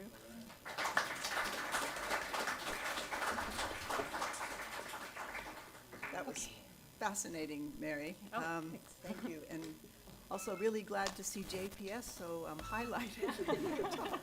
And I forgot to mention that Peter Shepard does have a much longer version of his paper from today in the June JPS. Our next speaker is Dr. Adam, let's see, oh, wrong page. Dr. Adam Roloff and colleagues. We get to hear now the genetic side of the puzzle. Do you want to stand here or there?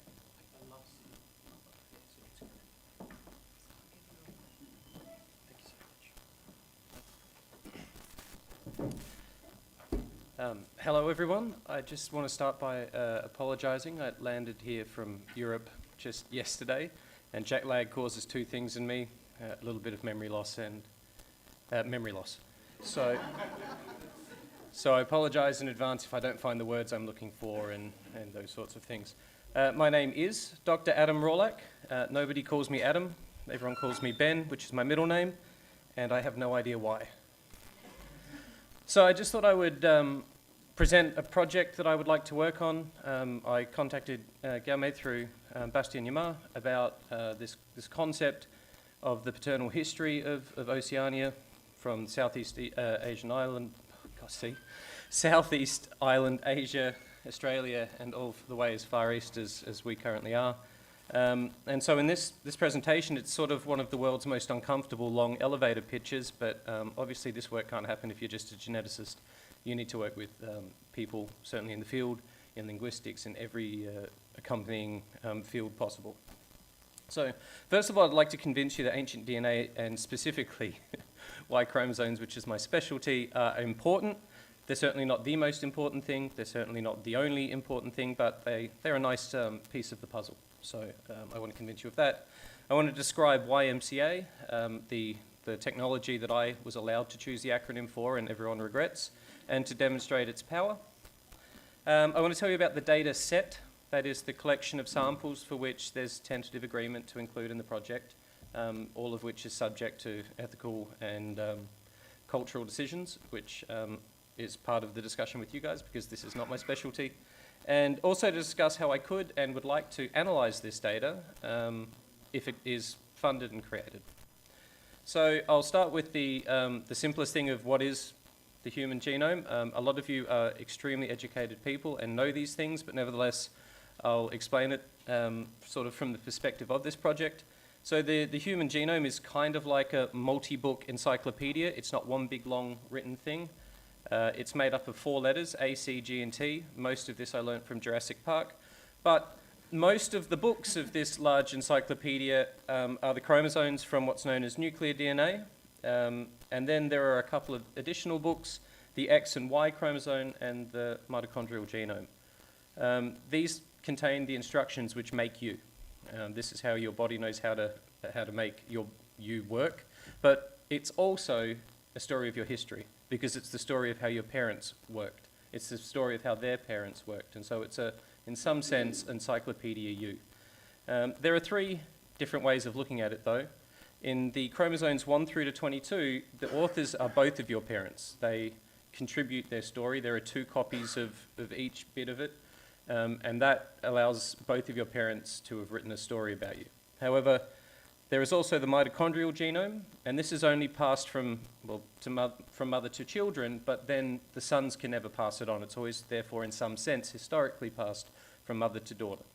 And so, in that sense, this particular book is a story of your mother's history and her mother, and therefore the maternal history of you.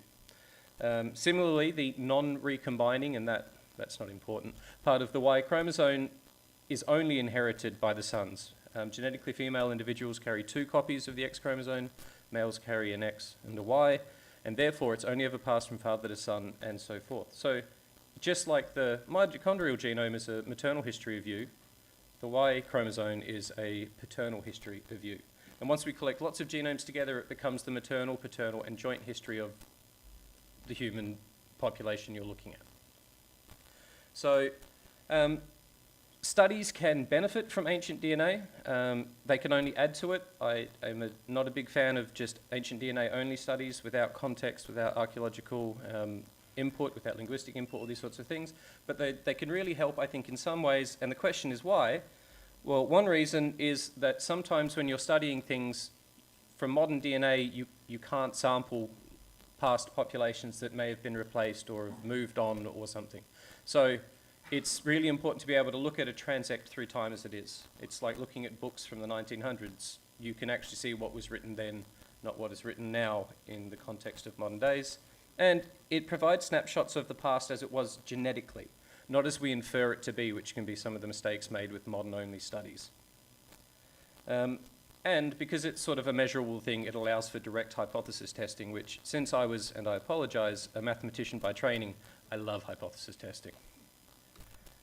So to start with, mitochondrial DNA is great. It's kind of where the field started, and it started there for several reasons. First of all, it's abundant in the cells. The rest of that encyclopedia I was talking about, only in the nucleus, not very helpful. But everywhere else is mitochondrial DNA, so it's abundant and easy to find. And it's only 16,500 characters long. So it's quite short, quite easy to find all of it, and quite easy to understand. But unfortunately, since it is just, and I use that in inverted commas, the maternal history, it is only one perspective of the population you're looking at, but that means it's a simple reconstruction. It means you only have to do half of the work. The cons, the mutation rate, or the rate at which changes happen, is quite low. On the scale of 3,000 to 4,000 years, we see these sorts of changes. So the resolution isn't great for, let's say, short migration events. And again, it is only the maternal perspective, but only is a negative term, and I don't want to make it sound like that. I just mean it's only one piece of the puzzle. Nuclear DNA, on the other hand, and I'll sort of race through this a little bit, is 3.2 billion letters long. That is significantly longer than 16.5 thousand. It's diploid because it gets the story of the mother and father, and therefore that's more complex, and so therefore more information rich, and therefore is a full population perspective. Unfortunately, it is difficult to separate nuclear DNA from contamination. So when human remains or ancestral remains are discovered, they've often not been in a clean environment. They're buried in the ground or in a cave or something like this, which means that contamination gets in, as well as contamination from other human beings as well. And this can be difficult to separate because you're basically just putting in this giant DNA scoop and then just getting out DNA. The bacteria carries DNA, and so you sort of then have to work out which came from which. And because of this extra complexity, it's actually difficult to analyze, and by that I mean it's nowhere near as straightforward, and new methods are always being developed. I just want to point out, though, that a new technology came along some years ago called capture assays, and what they do is they use little lures, or almost like fishing lures, and they drop that into the DNA, this big scoop of DNA, and they get out human DNA. But unfortunately, these lures are designed for certain parts of the human genome which we know are informative. And therefore, we have to know that they're informative before we look at the DNA, and unfortunately, most of these studies come from Europe, and so most of these positions are very Eurocentric positions on the genome, which is not very useful in Australia, where I'm from, certainly not useful in this region or in the Americas where I've also worked. I mean, they're still good, but it could be improved. And then there comes Y chromosomal DNA. I think we'll all agree probably the most important of the three because it's my specialty. And it has many benefits. Also, it's relatively long. So 10 million is longer than 16,500, so that's pretty good. Single copy, it's just the paternal ancestry, so simple thing to reconstruct, but it comes with a couple of cons. Again, you've got to try and now get this small amount of DNA, which is only found in the nucleus, and get it out of that DNA soup. And I'm an idiot. And this would probably require some sort of technology, some new capture assay specifically for the Y chromosome. If only someone had come up with this, which we did. Okay, so that was the world's dumbest reveal because I pressed it before I said it. In a paper published, I think, only 2 years ago, it's hard to remember anything. It was, I think it was pre-pandemic, I don't know. We published this new technology and we showed that it worked, which I thought was pretty cool. And we used it to show that a previously undiscovered Y haplogroup in Europe could show that farming had left from Anatolia and it spread along 2 paths into Western Europe. Now this idea had been discovered before, but no one had ever found these Y chromosomes because it was important to use diversity that isn't around today, and because it involved ancient DNA, and a lot of these lineages have since become extinct. So I'm going to throw some statistics at you, and none of them are terribly important, but in some sense we showed that we could get more Y chromosomal DNA from the same samples, 15 times more if we used our technology compared to just having a go. We showed that if we used a capture assay, it's called the 1240K, it's a very popular one that everyone uses, and it has a couple of Y chromosome sites. If we used our technology compared to that, we got twice as much informative sites than the other technology, which was nice. We found that we targeted 10.5 million sites compared to 32,000 Eurocentric sites. And we also learnt that we could discover lost genetic diversity that's not Eurocentric, which is very, very important to us. So let me just quickly describe the data so far that could go into this project. And a lot of it comes from my collaborators in previous projects, but there are some pre-European Aboriginal Australian samples, Southeast Asian samples from collaborators at the Max Planck Institute that I worked at for the last 4 years, samples from Bastian and Joao from ANU and Adelaide University, some samples that are modern from Mark Stone King, some others that have, just in conversations with Guame, from French Polynesia, and then also some samples from a paper that's in review from the Max Planck Institute from Indonesia and slightly east. So there are a lot of samples in this, over 300, 400, because the numbers are higher, but not everything works. But so far we've shown that the technology actually works quite well, even in the more warm and wet conditions of this region. So what would we do with this? First of all, we would have a large treasure pile of data, but this treasure is not for me. This would be a reference data set that could be used for future studies and that has been collected and done in the right way. So that's something that we would like to see done. The second thing is we're looking at a long period of history here. The first out of Africa expansion came from Africa into Sunda and Sahul. Some 65,000 years ago it reached the region, and we'd be able to look into this particular thing. It's not important right now we're here at this conference, but it's something I, as an Australian, find fascinating and would love to know more about. We could look at things in this region, in Australasia, specifically if you have any specific hypotheses that could be tested for migration, then these can be tested and looked at. And by that I mean, I'm not 100% sure yet what it is that we could be looking at with respect to migration paths. It's part of the reason I'm here, is to learn as much as I can. But yeah, specific theories about how humans may have spread and then gone back into other regions can be tested directly. Most of my research was done during my master's, my PhD, and now my time as a postdoc at the Max Planck, performing simulation studies on genetics and analysing it using approximate Bayesian computation and machine learning algorithms. Thank you. And so you can directly actually estimate parameters such as the timing of these events, the number of individuals that may have been involved in these events. So these sorts of questions can be explored, and you can find out whether or not you have the power to explore these things too. And lastly, there's a rather negative term, I think it's called sex bias in genetic studies, but it really just means when there's a migration event, is it equally genetically male and female that the people that we're involved with were doing? No methods for this exist yet, but it's supremely interesting to find these things out because in European history, for example, a lot of these things, such as military movements, migration events through forced technological introduction, are often male-mediated, and we see huge changes in Y chromosomal diversity, but not in the other two. And so it's extremely interesting to find out if this was the case, but it's also extremely interesting to find out when this isn't the case.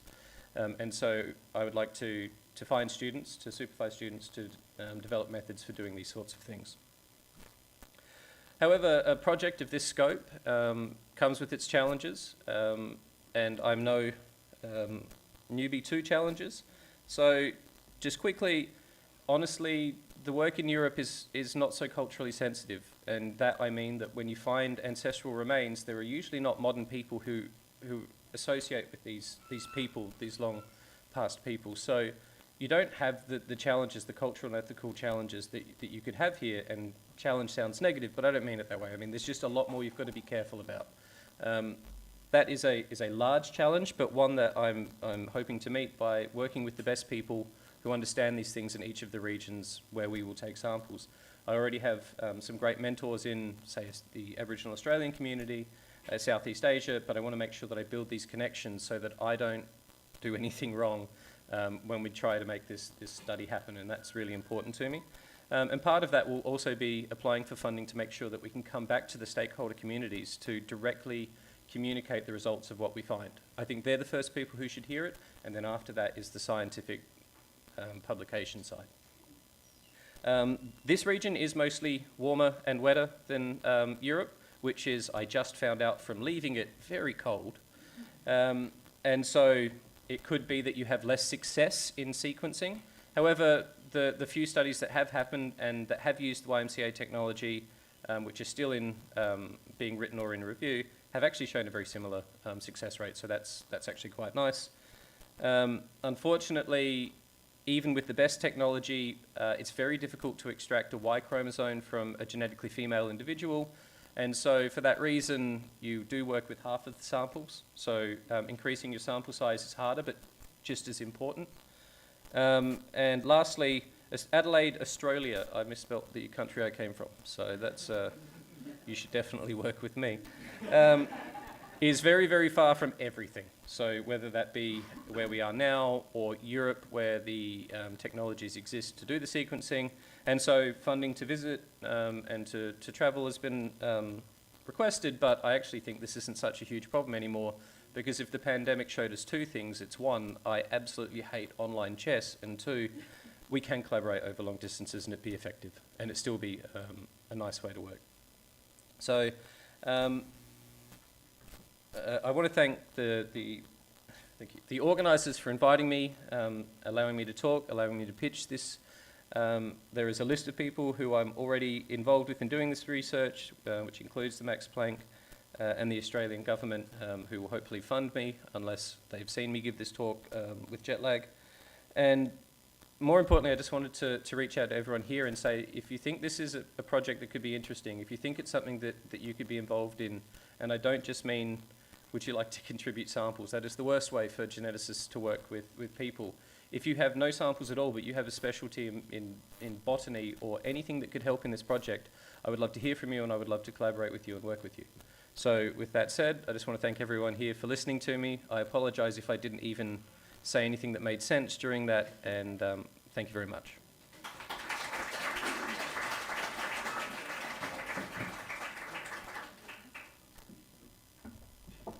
All right, thank you very much to all of our morning presenters. I've been told we're going to now break for coffee, and we'll have informal discussions out in this area.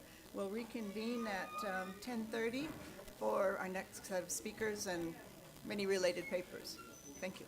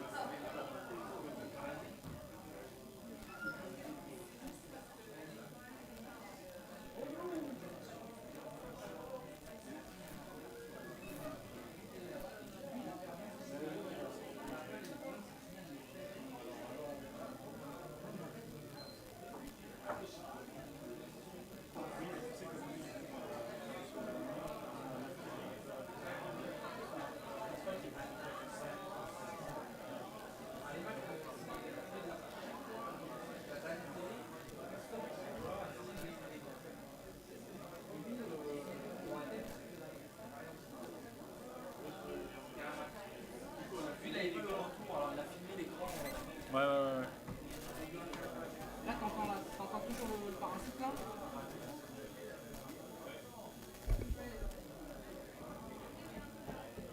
Toujours. Qu'est-ce qu'on fait? On leur dit de passer sur... plus fort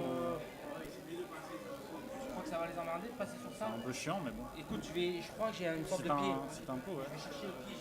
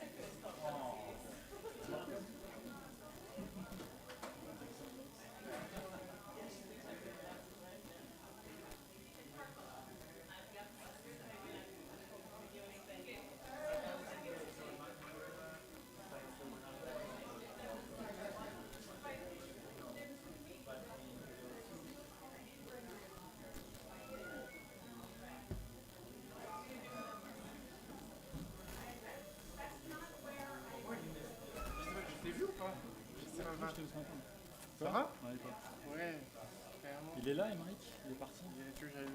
Ouais, tu pourrais lui dire de venir me voir parce qu'on a des soucis avec les Macs pour sa présentation.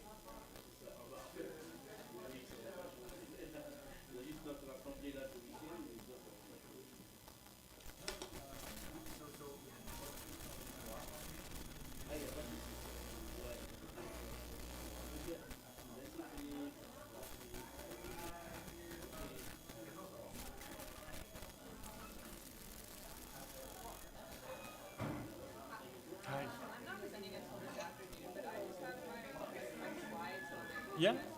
Yeah, sure. If you want to give it to me now, we can put it now and it will be ready to go.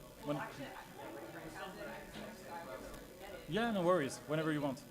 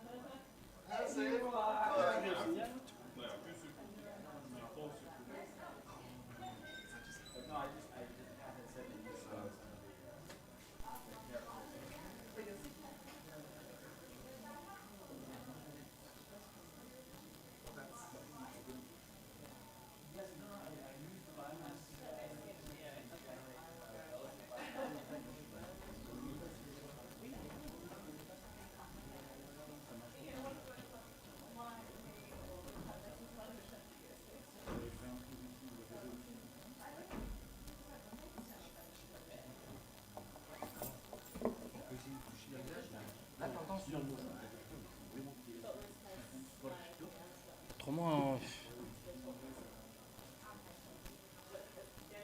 ça c'est un peu chiant. Mais des fois, il y en a qui sont emmerdés. Tu sais. Parce que là, moi, je n'entends pas là. Viens, on a enlevé le parasite. Derrière, il y avait un problème. C'est fort le parasite là.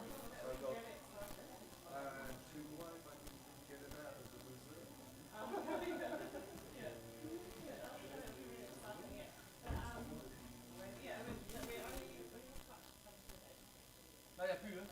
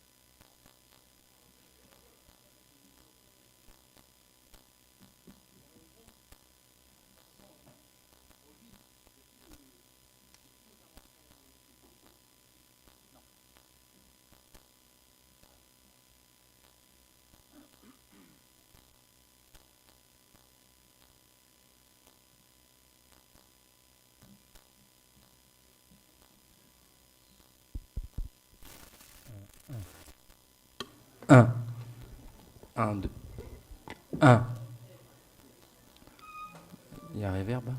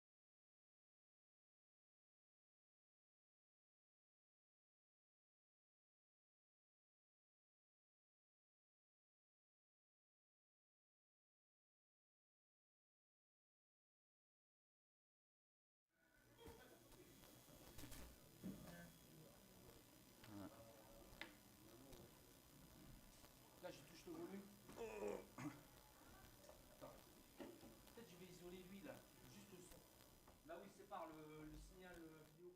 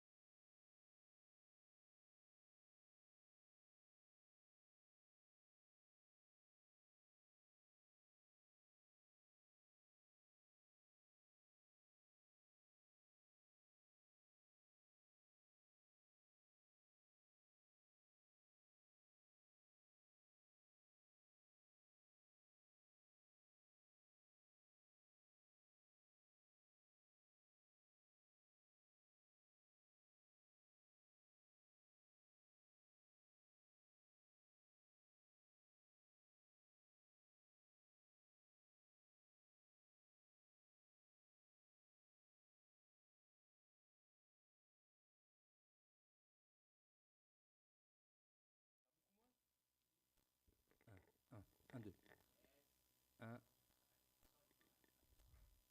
Ouais, mais. T'as toujours.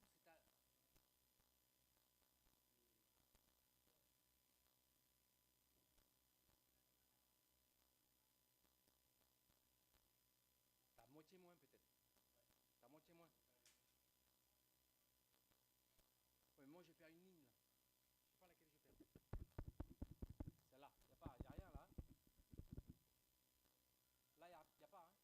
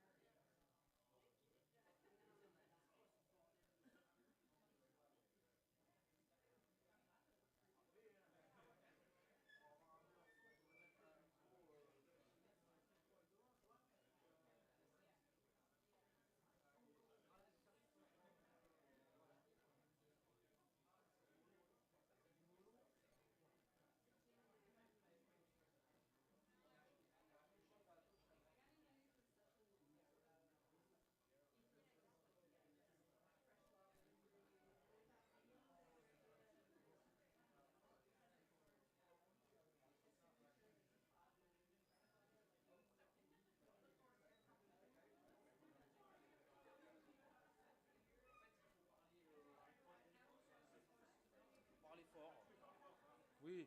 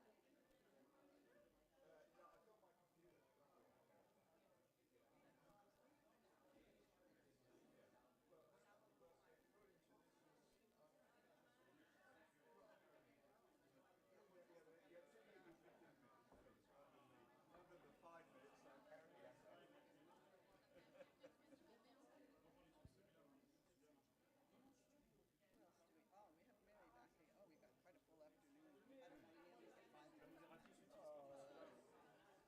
Just so I mean, my fishing, my introduction, are going to cut me off. That's right. 1, 2. Okay, get me going. Let's get the show on the road.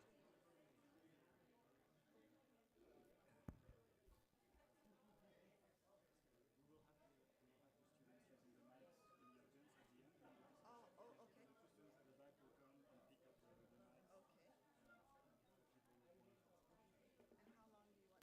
for? Maybe 2 minutes? Or For the final discussion here, that's fine. We'll see How we run. Okay. But we can go a little bit after 12. 05, 010. We have to do this.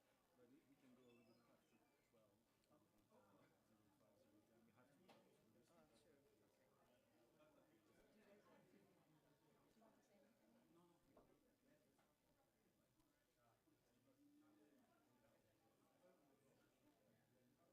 No.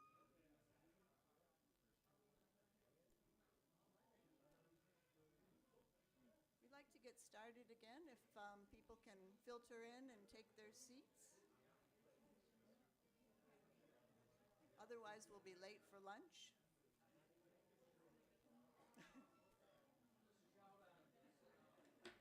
What's that? Just shout, he said. Attention! We want to get started again so that we don't miss lunch.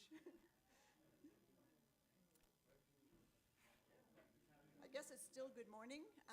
We'd like to get started with the next 4 papers.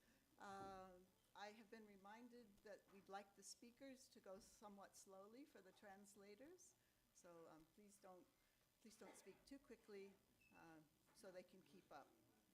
Very happy to introduce Professor Matthew Spriggs, who will once again be taking us into East Polynesia from the perspective of a West Pacific archaeologist. Okay, thank you.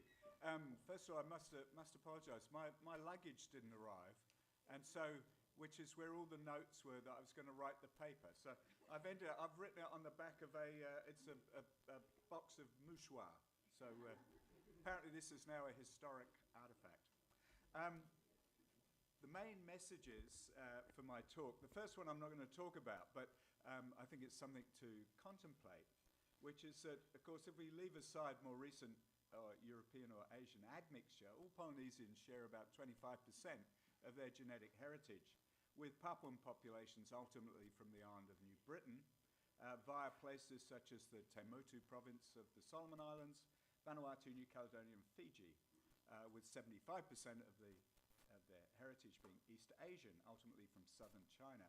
Now, while much is made of this latter heritage, Captain Cook used to call people Malays and this sort of thing, when he was in this part of the world, nothing is made of the former.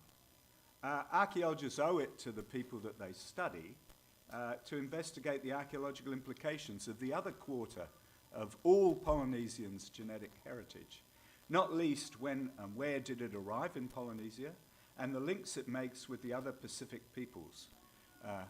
And so I would say Dumont d'Urville stops here.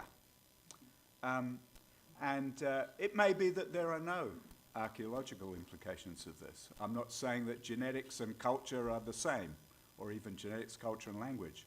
But there is certainly an issue there to be addressed in looking at the prehistory of Polynesia and the Pacific in general.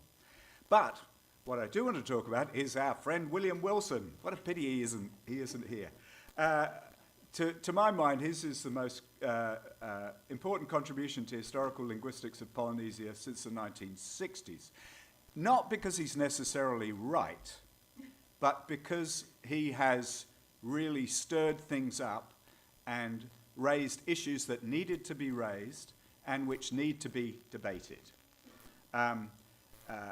But his idea of the central northern outlier origin for East Polynesian languages, interestingly, has been almost completely ignored by archaeologists who tend to accept unthinkingly, I would say, a standard view of origins, Roger Green, 1966, from Samoa or from the Proto-Elysian area.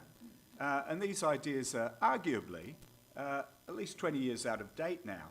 Even if you don't accept parts or all of Wilson's models, they surely need to be addressed seriously and investigated archaeologically, and they have not. So that's my main message.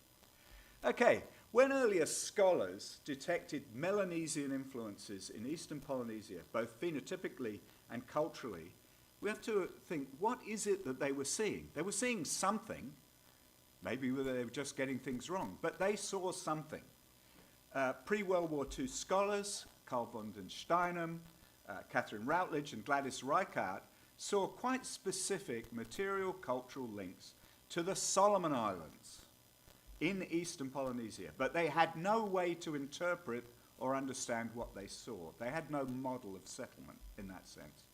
Burroughs, 1938, mentioned by Peter Shepard, also saw some clear differences between Western and Eastern Polynesian cultures. And my favorite, as it was of Suggs and many other people, is the Uhikana of the Marquesas, which I find impossible to believe that this does not come from the Cap-Caps of the Solomon Islands, the Bismarck Archipelago, and New Guinea.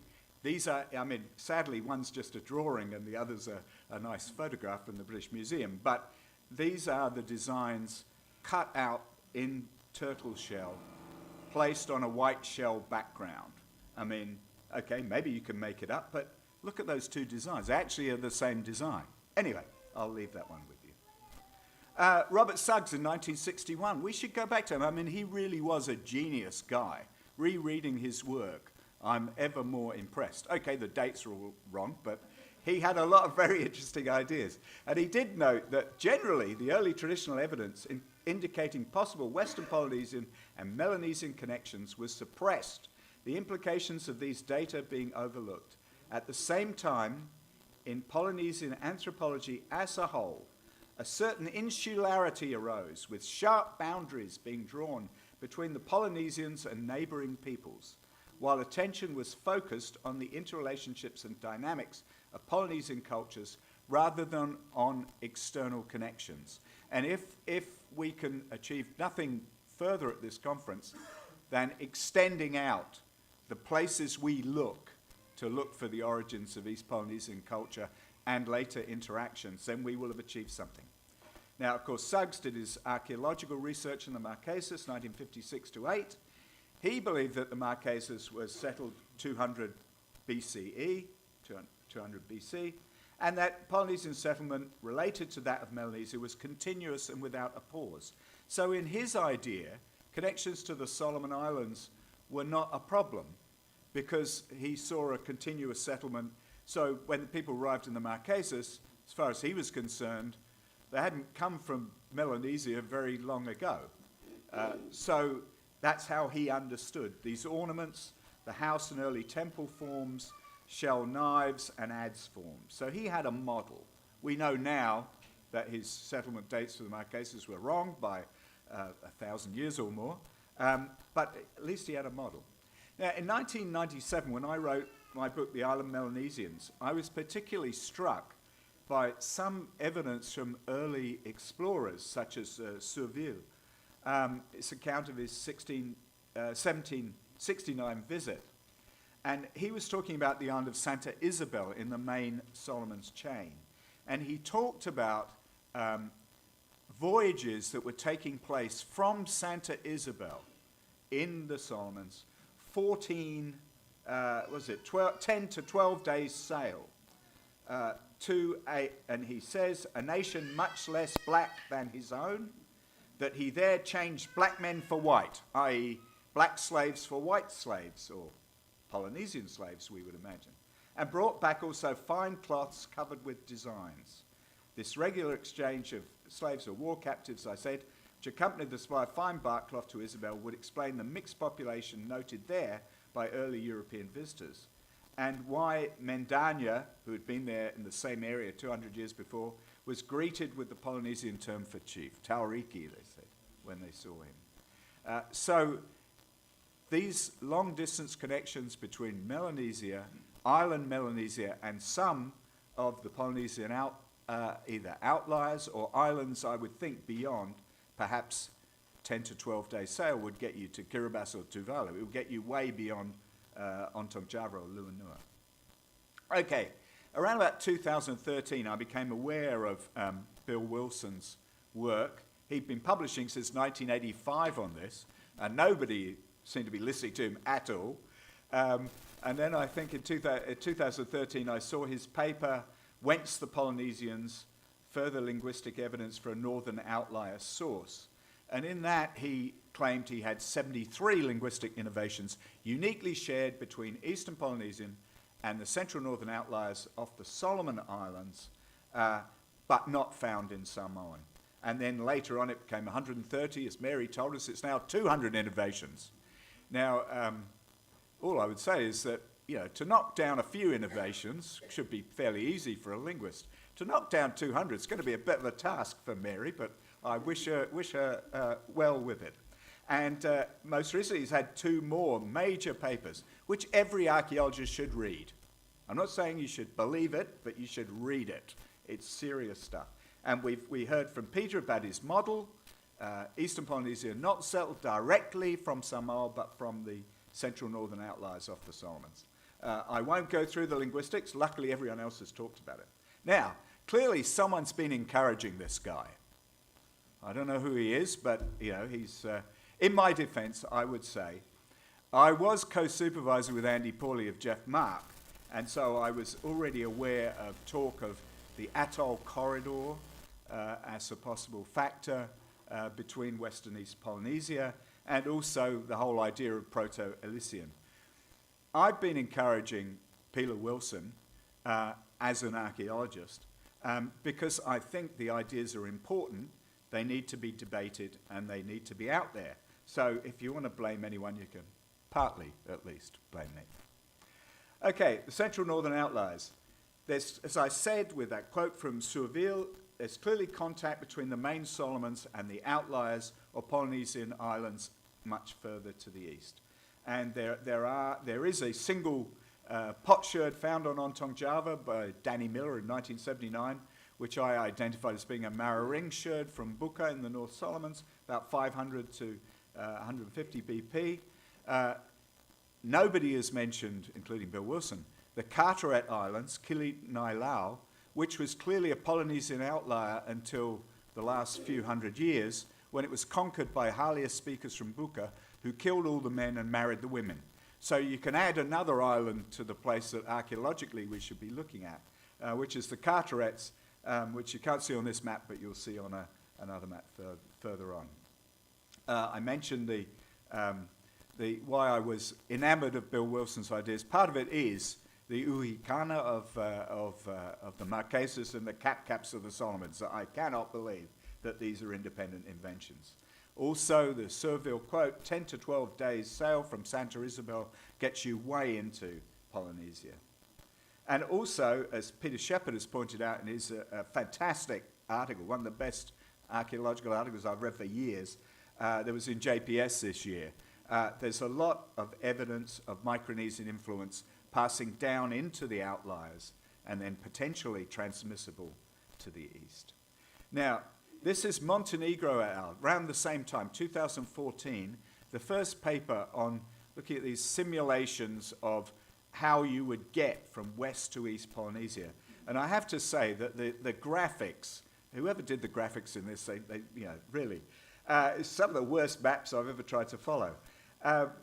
And I would say that I did actually contact, or try to contact Montenegro to point out that your ideas of a northern route to get to the east really fits with some of Wilson's ideas, but got no response. So.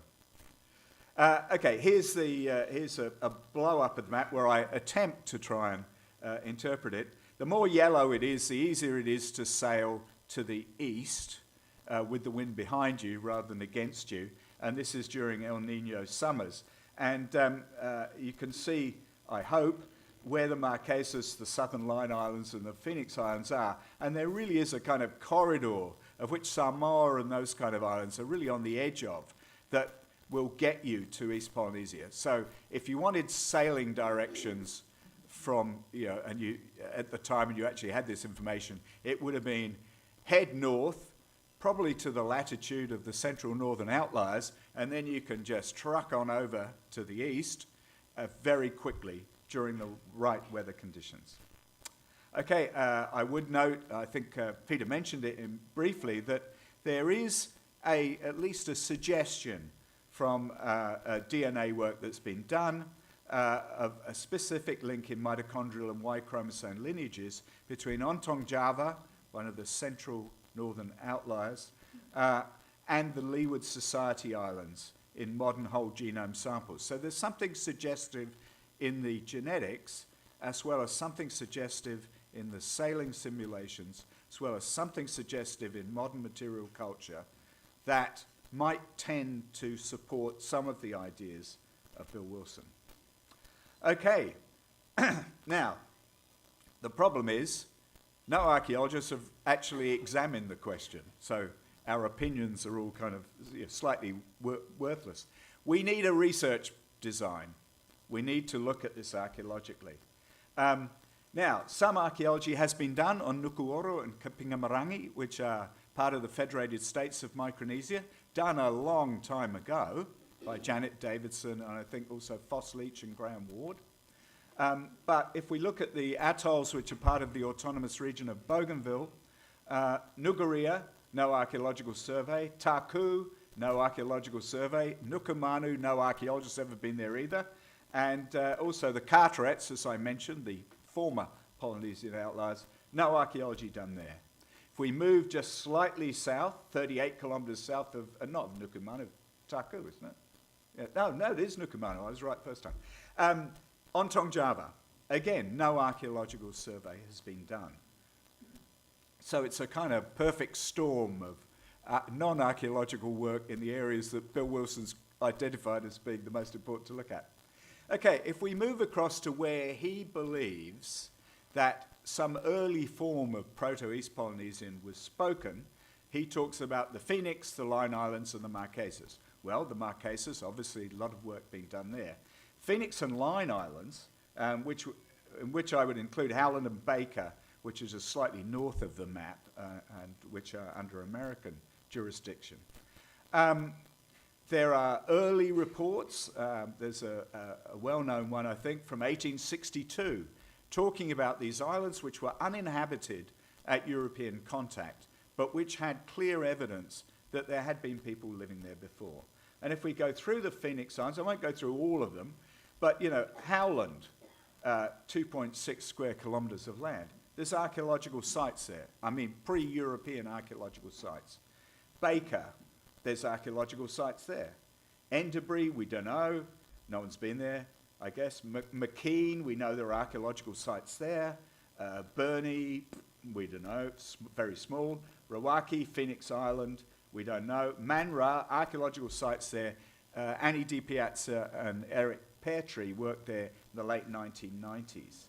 And then also Arona, archaeological sites. But no, apart from the work of Di Piazza and Petri. No serious archaeological attention since, at best, the 1980s. The late, great Canale Shun did a survey of Howland, but he couldn't find any of these archaeological sites that Haig mentioned may well have been destroyed by guano mining or airstrip building, which is a big problem for several of these islands. If we move to the Northern Line Islands, Kingman doesn't count because it's just a reef. Palmyra, no archaeological survey done. Tabuaran or Fanning Island, some, again, Di Piazza and Petri are the heroes of this story because they actually go out to these remote islands. Christmas Island, again, Di Piazza and Petri and Athel Anderson and others. Jarvis, again, American jurisdiction, no archaeological survey ever done. The Southern Lines, archaeological sites are there. Archaeological sites on Malden, on Starbuck, not on Flint, but at least basalt artifacts have been found. So there are archaeological sites. So all of these either have archaeological sites, possibly abandoned around 1425 CE, which could be important, start of the Little Ice Age, maybe why people left, or they've never been surveyed. So my conclusions are that almost all Polynesian archaeologists seem to be in denial of even the possibility that Bill Wilson might be right, and it's sad that it needs a couple of Western Pacific archaeologists, Peter Shepherd and myself, to take these ideas seriously amid the deathly silence of you all. In general, geneticists too, such as Ioannidis et al. 2020, simply fail to include samples other than Samoa in their comparisons, and therefore contribute nothing to the debate on Polynesian origins. Absolutely nothing. If you don't include the samples that may be relevant, then of course you're going to get Samoa. So I'm not so impressed by the genetic work that's been done. Also, there are linguists who find Bill Wilson's ideas extremely problematic, like Mary, and she promised me last night she's just about to publish the massive refutation, so that will be really good. But so far, the linguists have been remarkably quiet. They haven't said, they might say it's wrong in conferences like this, but they haven't published the stuff. You've got to knock down 200 supposedly uniquely shared innovations, and good luck, good luck. Secondly, Polynesian archaeologists need to develop a comprehensive plan of research to investigate the various parameters of what Wilson is saying, because this is serious stuff. He's not a fringe figure. He's a serious linguist, and he's got a very interesting set of ideas. We need targeted work on the central northern outliers of the autonomous region of Bougainville and the Solomon Islands before sea level rise destroys the evidence and the cultures that live on them. Some of these islands are the most threatened in the world by sea level rise, and much of the populations of the Carteret Islands, for instance, have already been evacuated to the mainland of Bougainville because their islands are simply being washed away. And this is a problem with all of the outliers in the central northern Solomons. Also, we need further targeted work in the Phoenix and the Line Islands of Kiribati and the USA islands there, because there haven't really been any projects that I know of, and I stand to be corrected, until just after the start of this millennium, and no projects have been done since these ideas of Bill Wilson became more widely promulgated after about 2014. So, thank you.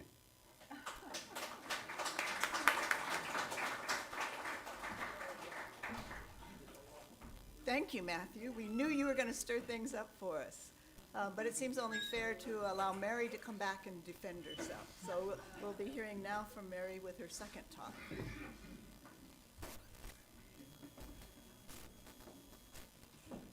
I should be honored to have Matthew Spriggs call me out in a room of people to publish more. I'll get to it. My goodness. Is there a plug maybe I could use? This one? Thanks.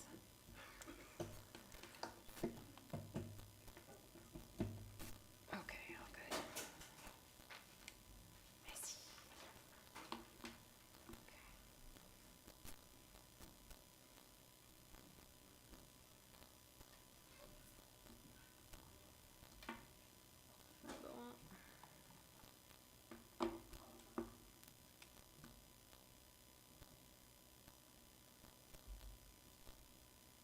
So me again.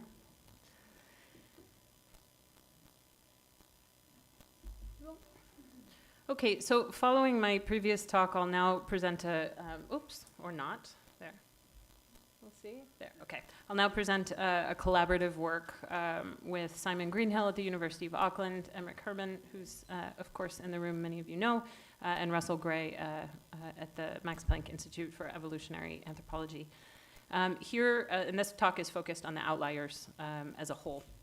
So here, for the first time, we've combined historical linguistics with computational methods taken from evolutionary biology, as well as archaeology, to better understand the history of the Polynesian outliers and their position in the Polynesian group. This is not simply responding to the issue of the outliers' relationship to the Eastern Polynesian peoples, but their relationship to one another and the directionality of the multiple migrations in the history of the Eastern Polynesians and the outliers. Importantly, what is presented here is a quantitative approach that applies the classic comparative method of historical linguistics using standardized and globally comparative data that is not cherry-picked. This allows us to objectively test theories discussed this morning already.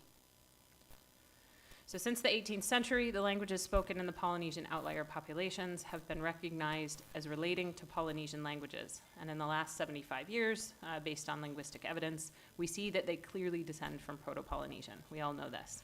But apart from a clear Polynesian linguistic origin, the history of the Polynesian outliers remains ambiguous. Based on linguistic evidence, the outlier languages have been grouped in various ways since the 1960s. Providing some background to what has already been discussed this morning, Green and Polly both provided evidence for the outliers as part of a Samoic outlier group, which included the outliers and most of the languages of Western Polynesia, except for Tonga and Niue.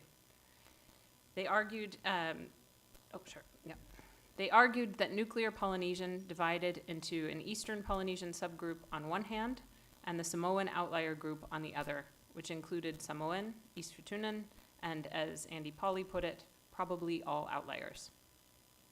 Polly further claimed that within Samoic outlier, there were at least 3 subgroups, one comprised of the 2 northwestern outliers, Nuku'oro and Kapingamarangi, a second consisting of what he called the central outliers, Sikayana, Taku, and Ontong Java, and a third consisting of the 2 Vanuatu outliers, Melifila and Futuna Aniwa. Another of the major hypotheses, shown here by Jeff Mark's 2000 tree, was that the outliers indeed form a nuclear Polynesian group, but that the more northern outliers, Samoa and the Eastern Polynesian languages, form a group called Ilisian. Then more recently, as we've all been discussing already at some length, Pila Wilson has proposed that all outliers, except for those in Vanuatu and New Caledonia, group with Eastern Polynesian languages as shown here. So even in linguistics, the history of the outliers themselves is really not clear or agreed upon. So what my co-authors and I set out to do was combine these different methods from different disciplines to answer the following questions. How do the Polynesian outlier languages relate to one another and to other Polynesian languages? Did they expand westward in one major pulse or in multiple waves? When did this expansion take place? And where did the Polynesian outliers originate? So to answer these questions, we've combined classic historical comparative methods and Bayesian computational methods with dating from archaeology. The Bayesian analysis allows us to incorporate different kinds of signals, something we don't have in the classic tree model, which I hopefully expressed to you this morning. And things that are a model that's responsible sort of for the shared features that we find among the Eastern Polynesian languages and the Eastern Polynesian languages and other Polynesian languages. So what did we do? We combined about 200 basic vocabulary concepts from a total of 54 varieties of Central Pacific languages.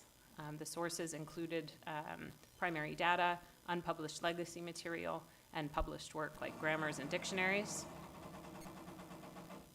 For some languages, multiple varieties were included, and even where they had more than one source available with differing data due to the time of collection, maybe end of the 19th century, and then more recently, we use both of these lists. We chose to focus on basic vocabulary for multiple reasons. First, as I said this morning, it's the part of the lexicon that is least likely to change. Second, it provides a set of linguistic features directly comparable in each language. And third, it provides a data set which is manageable for the Bayesian analysis. These data were entered into the Austronesian Basic Vocabulary Database, shown here with an example of Tahitian. Then, using the comparative method for historical linguistics, I coded these concepts in the Austronesian database for cognacy based on established sound correspondences and patterns of sound change. For example, what you see here for woman, all reflexes of Proto-Polynesian fafine got coded as 1, and then there's a little change in some of the central languages of East Polynesia, and all of those got coded as part of the fafine group, but with their special change, they were coded as 1, 2. So that way, all changes in sound and morphology can be accounted for. Additionally, and importantly, where a loan or a borrowing was known and confirmed in the literature, or where a form was clearly analyzable as a borrowing, based on reported sound changes, entries were marked as loans and then were excluded from the analysis. Then my co-author Simon Greenhill performed his magic Bayesian phylogenetic analysis in order to generate a set of possible trees for this group of languages. This kind of analyses, for those who aren't familiar, take statistical models from evolutionary biology and apply them to languages to infer language histories based on presence or absence of a form in the sets of innovations that I described as being determined by the comparative method. And these provide a probabilistic framework for formulating and testing hypotheses regarding language change. So this particular analysis that we did generated 10,000 possible trees. This method also allows us to date divergence of language groups by setting a date at different points in the tree and allowing for varying rates of change on each branch of the tree. Here in this study, we set a date at the root of the tree, which corresponds with Proto-Central Pacific, and another at the start of the Proto-Eastern Polynesian branch. The archaeological equivalent to the start of the linguistic diversification of the Central Pacific languages is the earliest settlement in the Fiji Western Polynesia area. For the Proto-Eastern Polynesian branch, the equivalent is the earliest settlement in the Central East Polynesian area. For this, we used 81 dates from early Lapita sites in Fiji and Western Polynesia, and 65 dates from Central Polynesian archipelagos, and modeled these in a Bayesian framework, considering the stratigraphic order within each site. Without going too far into the technical details and allowing you to ask Emmerich questions in the question and answer session, but quickly, we use the Oxcal outlier model of Pechi and Kirch on the To'anga sequence, which makes it possible to assign different prior outlier probabilities for dates associated with identified short-lived species and for dates of non-identified charcoals. We used the lower boundary of each model to calibrate the tree, a 2 sigma interval of 3,251 to 2,927 BP for the initial Lapita settlement of Fiji, and a 2 sigma interval of 1,168 to 823 BP for the earliest settlement of Central Eastern Polynesia. And here are our results. So remember before that I said this analysis generates thousands of possible trees. So here in what we call a densa tree, we see all of those 10,000 trees on top of each other. And where we see the darker groups, this is where the most trees overlap. And we can more clearly see the groups that are more well supported. So here we see 6 main groups of outlier languages. The diversification of these 6 separate groups indicates already that there were multiple westward migratory events by the ancestral Polynesians. Had there been one migration, for example, we would expect the outliers to form a monophyletic group. Importantly, we also see a lot of uncertainty sort of higher up in these areas. And this shows up as web-like or cloudy. And these are areas where there are conflicting signals, that is to say, competing topologies. And this kind of uncertainty can represent high degrees of contact, go figure, undetermined loans, or multiple overlapping groups of innovations. For example, we see here Rotuman, of course not a Polynesian language, but Rotuman getting pulled in 2 different directions, which reflects what we know of its close interactions with Polynesian languages. Looking at the consensus or summary tree, which is a summary of all of our 10,000 trees with probabilities on each node, we see that we get high support for the 6 major outlier language groups, all above 65 and most above 70. Turning to some of the previous linguistic analyses, when we compare with those, we do see support for Andy Pauly's Mele Fila and Futuna Aniwa. We see support for a central outliers group and for the Nuku Oro Kupinga-Marangi group. We don't see support for Samoic outlier. We don't see support for Elysian. And most importantly to our conversations today, we do not see support for any direct history with Eastern Polynesian. Regarding timing, in applying the model dates from archaeology discussed before, we use the linguistic structure to infer a chronological order of the diversification process. So in the right panel here, we have the two age estimates for the Proto-Central Pacific route and the start of the Proto-Eastern Polynesian branch, and density estimates of the separation dates within each outlier group in the 10,000 trees generated by the phylogenetic analysis. Although these estimates do not correspond to a colonization event necessarily, they can be considered as a terminus antiquem for the settlement of each outlier group. We estimate that the multiple events of separation of the outliers were not strictly contemporaneous. And using the Proto-Eastern Polynesian fixed date to help our comparison, we see that there is a high probability that the Futuna Aniwa Mele Fila group began diversifying before the earliest settlement of EP, and that the other outlier groups diversified after that point in the first half of the last millennium. The two latest differentiations are Anuta Tikopia and Nuku Oro and Kupinga-Marangi, likely shown as much later here because these languages were in intense contact until very recently. These dates reflect the more distinctive separation of these languages from one another, and the tree then reflects this history of close contacts. So we've answered 3 of our 4 questions, and now for our last one. So using our constructed tree, my co-author Simon then ran phylogeographic analyses to look at the possible directions of the Polynesian expansion. And very quickly, I'll go through this. To do this, we mapped the locations of the languages onto our tree as a set of discrete locations.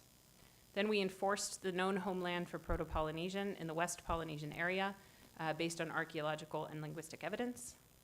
We then took each tree and used a model to estimate the likelihood at each node. And then we used this model to simulate the location history across the whole sample of possible trees. Summarizing these simulated histories provides us with the most probable estimates for the number of transitions between each location. In this summary map of our results, the arrows are thicker where the number of changes is higher. Here we more clearly see that the Polynesian expansion included lots of movement. We see potentially multiple migrations into several areas, and the highest number of overall transitions into the outliers is from Western Polynesia. Looking to Eastern Polynesia, we also see that the highest number of transitions is from Western Polynesia, with a very light line from the Solomons indicating some input into this area in their early history. This supports the context scenario which I outlined this morning. So to summarize, in this study, we confirm that outlier languages form multiple individual groups distinct from other Polynesian languages. We show support for a complex migration scenario that shows at least 6 major outlier migrations from Western Polynesia, and we provide a model for dating the diversification of these groups. Furthermore, we show evidence of multiple migrations into the Eastern Polynesian area, primarily from Western Polynesia. We also see lots of uncertainty, which supports continuous interactions between the outlier populations themselves and with other parts of Polynesia. In conclusion, this study provides objective and quantitative support that the history of the Polynesians, again, cannot be viewed as strictly linear. Thank you again, and I will not be here anymore.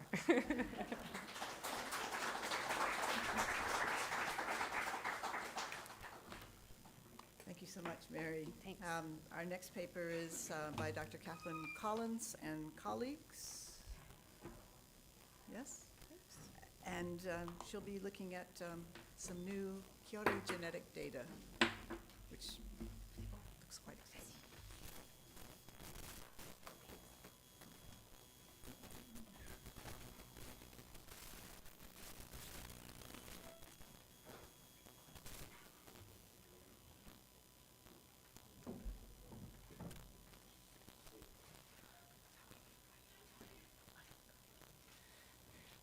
Kia ora, bonjour. Thank you. So I'm going to present to you today some work that we've been doing on Retis excellence. I feel quite a lot of pressure now after the welcoming speech to show you how exciting excellence are. Hopefully I can convince you a little bit. And this is work I've been working on at the University of Otago with Anna Gosling and with Lisa Smith, who will be presenting some related work in the series of this conference.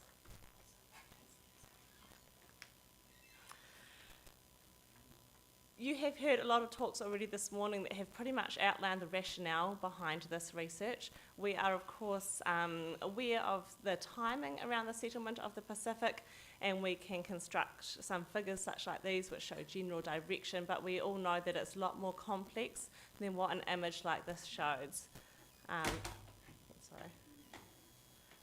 Rather than nice kind of movements moving from one island to other without any post-settlement interactions. So that was one of the rationales behind this research, was to try and better understand some of those post-settlement interactions, try and look at the origins of the Lapita peoples, and also move more into Polynesia, close to our home Aotearoa, looking at the settlement of Aotearoa and the Chatham Islands, Rekahu, as well as elsewhere in Polynesia. So that was the main driving force behind this research.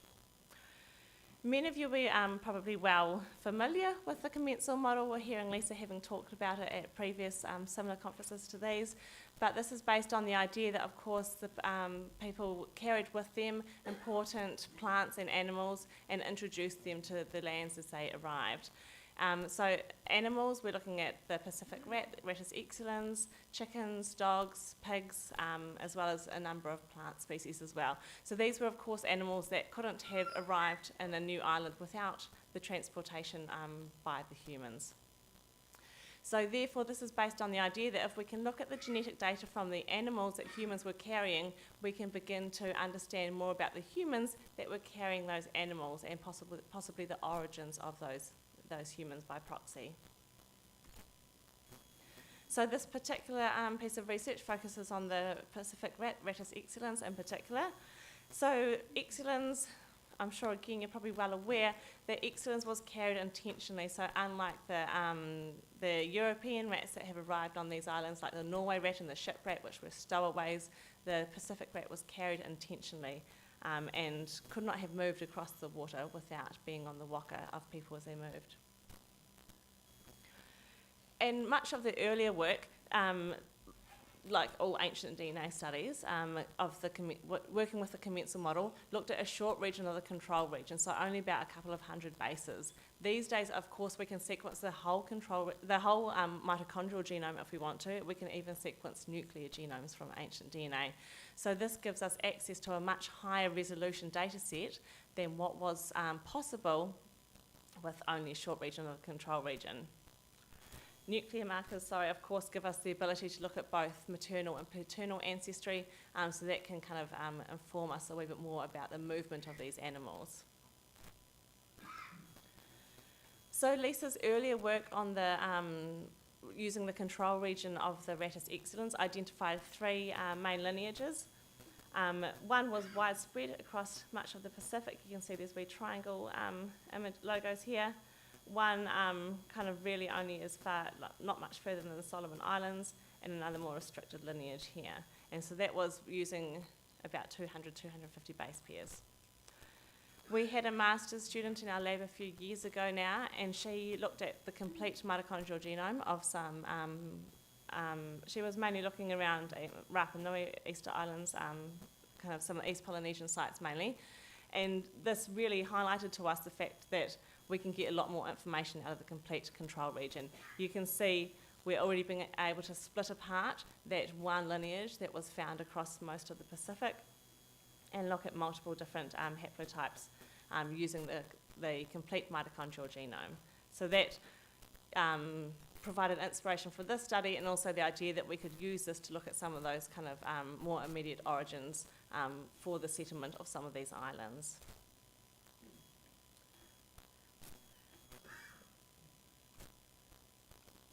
So we have got Kiori at Rattus excellens from across sites from right across the Pacific, and we're using a mixture of modern tissue and ancient DNA. And so the ancient ones are shown here in black. You can see quite a few across here. We're always happy to talk to people if you know of any other ancient samples that are around. So catch me if I'm not chasing the baby during the lunchtime. And we've also got modern samples from across the Pacific as well. So with the Rattus excellens, they're probably a wee bit different to some of the other commensal species in that they don't interbreed with some of the introduced, the animals that have been introduced since European settlement. Of course, modern chickens, it's a wee bit hard to tell whether this was a chicken that is a direct descendant from 600, 700, 800 years ago, or has been breeding with European chickens. So the rats are a wee bit unique, which is kind of cool. So this is the classic situation you get in a conference where I think it's quite difficult for you to see. So I'll try and talk you through this one. So we've got a haplotype network here. For those of you who are unfamiliar, the size of the circle is proportional to the number of individuals that share that haplotype. So a haplotype is just a specific set of DNA sequence that is inherited together, if you like. The little black circles represent missing haplotypes, and the dashes represent one-step difference, if you like. And the colours represent different populations. So I'll try and talk you through this because it's it's beginning to get quite exciting. This is still a work in process, so we still have to complete this. But what we're beginning to see is pretty interesting, I think.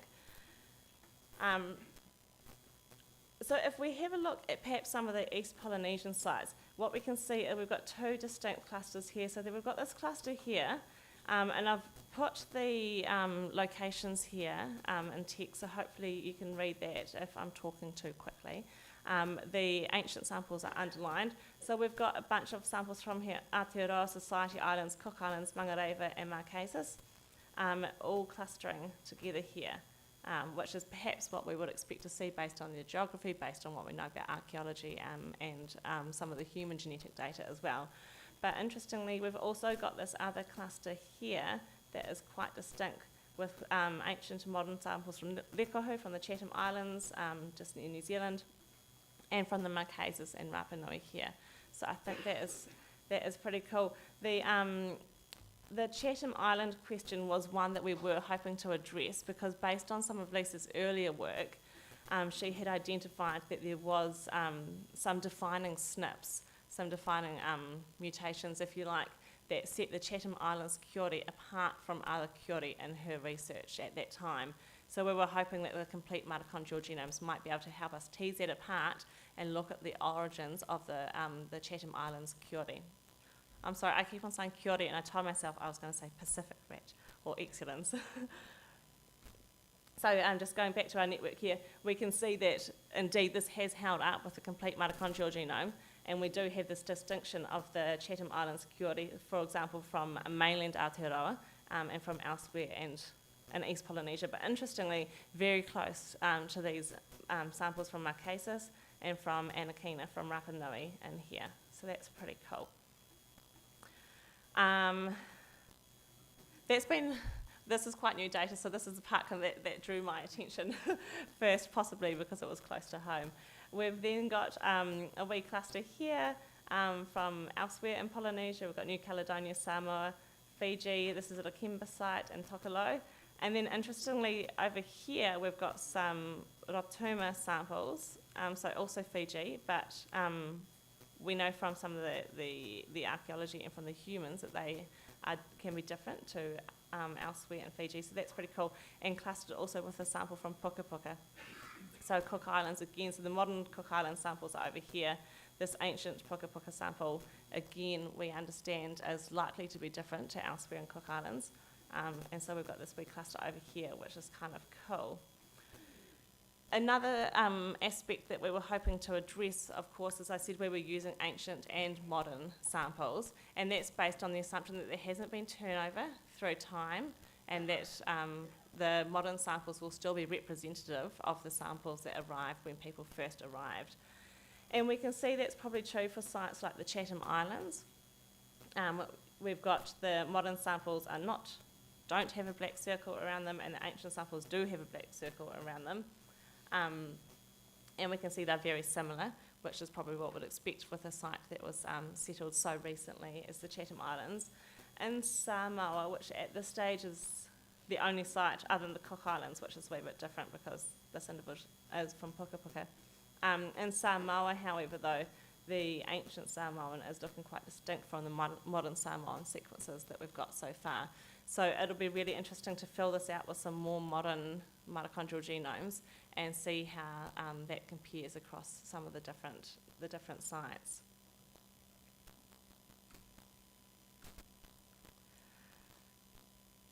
So, like I said, we're still working on addressing this aspect, that there is little to no genetic turnover through time.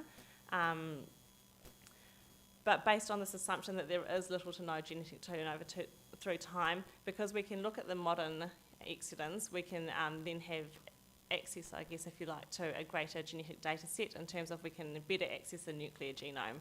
Nuclear DNA is pretty hit and miss, as you're all aware from ancient DNA, and particularly ancient DNA in the Pacific. So we're working on generating some low coverage whole genomes from modern excellence. The first step in doing that was to work with some collaborators in, of course, sequencing the genome so that we had some way that we could assemble these genomes. So we're at that stage now. And then looking at some nuclear regions of the from the ancient samples where possible. And we do have pretty good preservation from the excellence across the Pacific. I was quite surprised. When we compare it to the chicken data, for example, the chicken data has not been as good as what it could be. But we've had pretty good preservation, I think, from the excellence across the Pacific, which is pretty cool. So we're still unable to fully address these questions. And I think as well, excellence alone aren't going to be the only thing that's going to help us to address these questions. We need to be taking a holistic approach and working with everyone here, I think, looking at how the archaeology, the linguistics, our oral traditions and genetics can all kind of intertwine to help us better understand what was going on in this region as people were settling the islands. I just want to acknowledge that this work has been supported by a number of iwi, or a number of New Zealand tribes, New Zealand Māori tribes, sorry. I've had help with the lab work and also with the looking at the complete genome. I have, of course, forgotten to add collaborators who have helped us access different excellent samples, and we're really appreciative of the people who we have worked with so far. And hopefully I'll get a chance to chat to some of you during the breaks.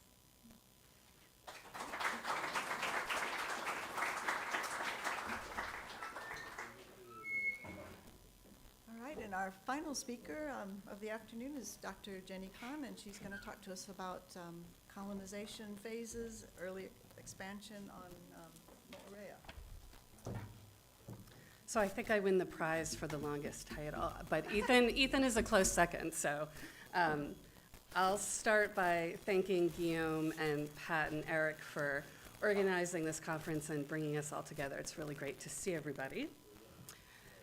So colonization phase and early expansion phase sites in the Society Islands have been difficult to find and have been poorly studied.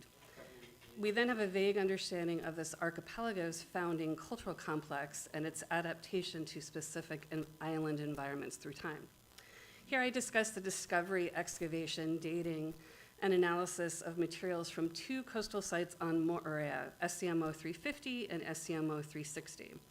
My discussion focuses on three themes: the timing of island colonization and changing settlement patterns, analysis of subsurface features and artifacts to understand site function, and a discussion of faunal remains to infer diachronic shifts in subsistence practices. I end with a brief comparison to Mau 11, a high-status coastal site on Mau Piti, to discuss the emergence of status differentiation and diets in the expansion phase. Site SCMO 350 is found on the southeast windward coast of Moorea in the Haumi district. While small, the Haumi district offered important resources like permanent streams, a moderately wide coastal flat, and moderately large valley, and a small bay which opens up into a reef pass. The Haumi district thus had rich terrestrial and marine resources. In 2014, the site was discovered through bucket auger testing. Auger holes suggest the site extends for 38 meters inland and 22 meters parallel to the coast. 34 meters squared were excavated in 4 blocks over the course of 2 field seasons, and all sediment was wet screened through 3mm mesh. 8 stratigraphic deposits were located. Here I focus on the earliest cultural deposits dating to the colonization phase in blocks 3 and 4. But block 2 deposits span the late expansion to centralization phase, while the block 1 deposits span the centralization phase to post-contact. Thus, all 5 phases of the Maui cultural sequence are represented at the site. At block 4, 6 meters squared were excavated to a depth of 1.28 meters. Here, the earliest cultural deposits were layer 7, a medium gray wet sand 37 to 54 centimeters thick. Other than the top 10 centimeters, layer 7 deposits were under the water table. This basal cultural deposit capped layer 8, a gray coarse-grained sand deposit. Layer 8 was fully waterlogged and included water-rolled coral and shell in addition to anaerobically preserved seeds. It is interpreted as a sterile deposit predating the Polynesian period. Layer 7 was rich in charcoal, land snails, and faunal remains. Numerous fragments of cottonwork turbo and pearl shell were recovered in addition to pearl shell coconut graters, a trolling lure, basalt adzes, and fishhook tabs. A fragment of an untanned oval lenticular adze seen at the upper right of the slide, and an unfinished archaic-style trolling lure with sharp shoulders seen at the bottom right indicate the presence of archaic period deposits. The presence of 2 aligned post holes, features 29 and 30, an oven rakeout, feature 28, a charcoal lens, feature 31, at the same depth in layer 7 suggests that a cookhouse or cooking area may have been found along the eastern portion of block 4. Moving to block 3, 16 meters squared were excavated. The deepest cultural deposit was layer 6. Other than the first 10 centimeters, layer 6 deposits were under the water table, and they capped layer 8, a sterile coarse-grained sandy deposit. At block 3, layer 6 was particularly rich in charcoal, faunal remains, fire-cracked rock, and cut shell. A quadrangular adze with an incipient tang was recovered, in addition to pearl shell coconut graters, a terebra shell chisel, which is seen to the left of the first coconut grater, turbo and pearl shell fishhook tabs, and a fragmented circular pearl shell ornament seen in the middle of this slide. 2 aligned basalt cobbles associated with ili, suggestive of a paving, were also recovered. The presence of vesicular basalt cooking stones near this alignment and paving suggests a cooking structure or other domestic structure may have been present in block 3 during the layer 6 occupation. To develop a robust site chronology, 4 short-lived samples were dated from block 4, layer 7, while 7 short-lived samples were dated from block 3, layer 6, and all dates were by AMS. At block 4, a pandanus drupe sample calibrated to the modern period. This is considered unreliable, and it likely moved downward due to crab burrowing. The remaining 3 short-lived samples overlap at 2 standard deviations. Calibrated intercepts indicate that the block 4, layer 7, most likely dates to the 11th to early 12th centuries, between AD 1078 to 1230. These findings are consonant with artifact recovery suggesting the presence of archaic period deposits. The chronometric data firmly places layer 7 within the colonization phase, with an age range similar to Anderson's recent dating of short-lived species at the Fa'ahia Vaito'otia site on Huahine. 5 of the 7 block 3, layer 6 samples produced overlapping calibrated age ranges. These samples provide a reliable age estimate for the layer 6 deposits between AD 1052 to 1323. Calibrated intercepts indicate that layer 6 most likely dates to the mid-12th to 13th century, or about 100 years after the block 4, layer 7 deposits. So block 3, layer 6 dates to either the end of the colonization phase to the start of the expansion phase. Using OxCal, I conducted a Bayesian sequence analysis where radiocarbon ages for short-lived samples were ordered on the basis of stratigraphic observations, artifact type, and calibrated radiocarbon. In the model, I grouped the early SCMO 350 dates into 2 phases, block 3, layer 6, and block 4, layer 7, separated by a contiguous boundary and excluding outliers. The Baseline modeling confirms that Block 4, Layer 7 dates to the early part of the colonization phase, while Block 3, Layer 6 is a bit younger and likely dates to the latter part of the colonization phase. So the basal deposits at Block 3 and Block 4 provide us with excellent context to compare changes in subsistence during the early colonization phase versus the later colonization phase. At Block 4, 338 animal bones were identified to 17 species or family of species, while at Block 3, 1,342 bones were identified to 24 species or families of species. Both the Block 4 and Block 3 deposits were dominated by fish, ranging from 44 to 63% NISP. Marine mammals are found with low frequency in both phases, as are wild bird. Turtle recovery ranges from 1.4 to 3.2 NISP, and it's a bit higher in the later colonization phase than the early colonization phase. A low amount of chicken is found in the late Block 3 colonization phase deposits, with none recovered at Block 4. If we compare wild in blue on this slide versus domesticated animal use in orange, between Block 3 and Block 4, somewhat surprisingly, Block 4 deposits had a higher percentage of terrestrial mammal bone at 24.4% than the later colonization phase Block 3 deposits at 9.3%. The smaller sample size of faunal remains from Block 4 is likely skewing these data. Both assemblages are dominated by wild resources, ranging from 46 to 67% wild, with 10 to 22% medium mammal and chicken, and low frequencies of rat. Fa'ahia Vaito'otia, the only other well-studied colonization phase site in the archipelago, has a much higher incidence of bird bone than Esiomo 350. Yet the 350 colonization phase faunal assemblages are similar to Fa'ahia Vaito'otia in having high frequencies of fish and a moderate presence of marine mammal and turtle. In order to track change through time and subsistence, I will briefly discuss Esiomo 360, the Hapiti dune site. Located on the less favorable northwest shore of Moorea, this zone has a drier climate relative to that of Esiomo 350. The northern Hapiti coastline is frequently struck by cyclones and storms, making this site a less favorable location for habitation. My excavation of the site and radiocarbon dating established the site occupation during the early expansion phase between AD 1300 to 1400.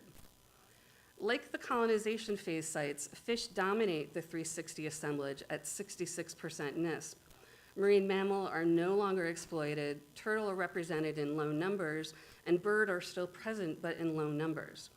The biggest shift is in the presence of terrestrial medium mammal at 13.6%, as opposed to 9.3% found at Block 3, Esiomo 350. Overall, the diachronic trend is a decrease in turtle, marine mammal, and wild bird remains, and an increase in terrestrial domesticated species about 200 years after colonization. To zoom out to regional patterns, so now I'm looking at a larger number of sites.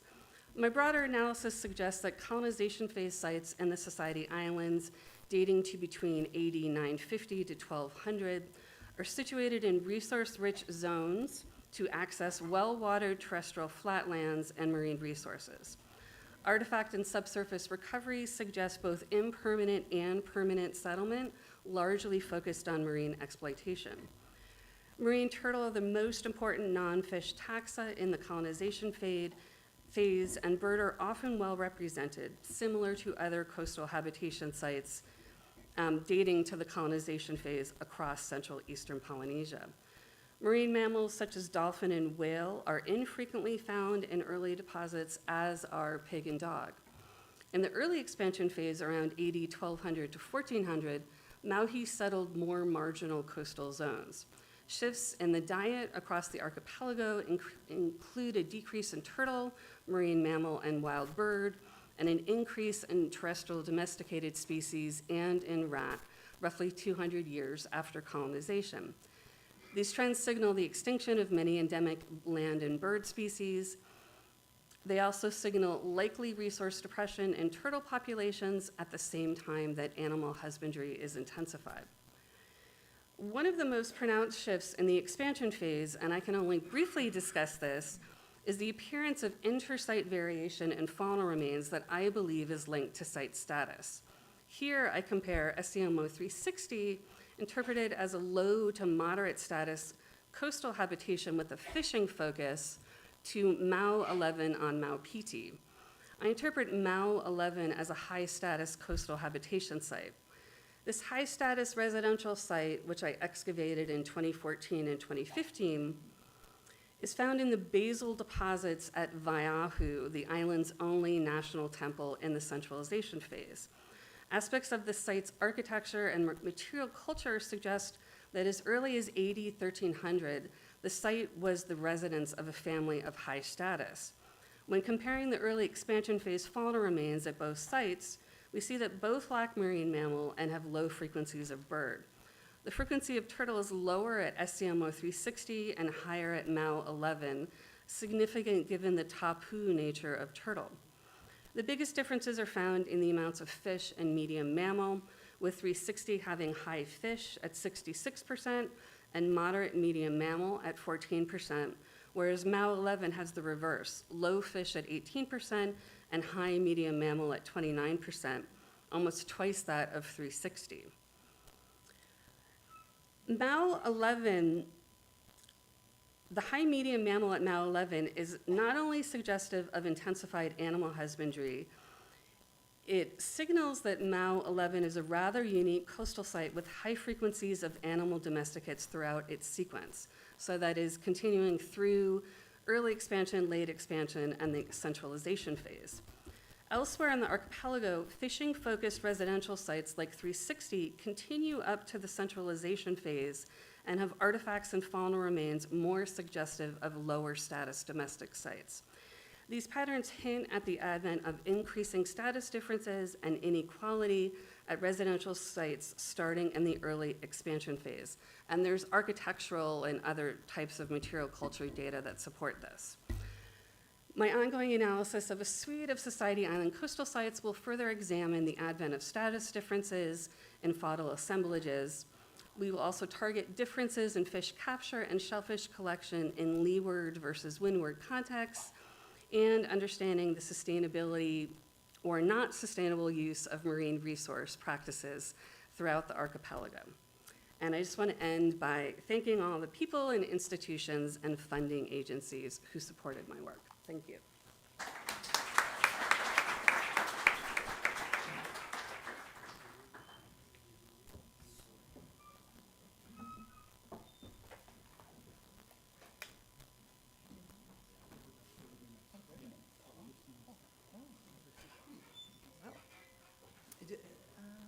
Do you think we should bring the people, everyone back up?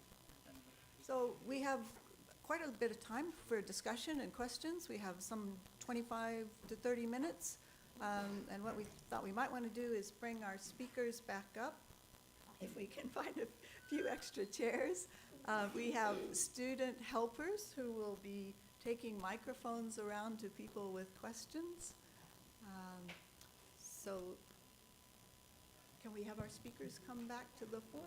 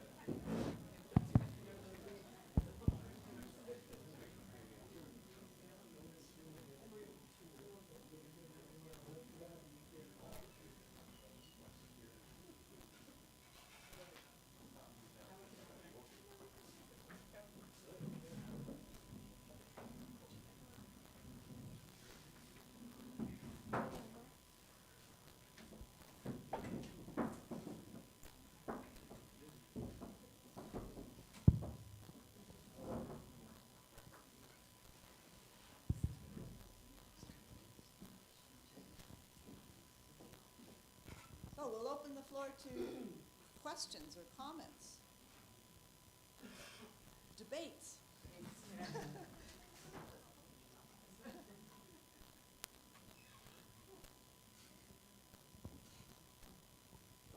I guess just with the recent paper, Jenny, you've got a great representation there of the, the fauna diet, but what about the plant part of the other part of the diet? So was there a shift as things became more established? That's a really good question. So Emily Dott is in the audience, and she is currently working up the wood charcoal assemblage from this site.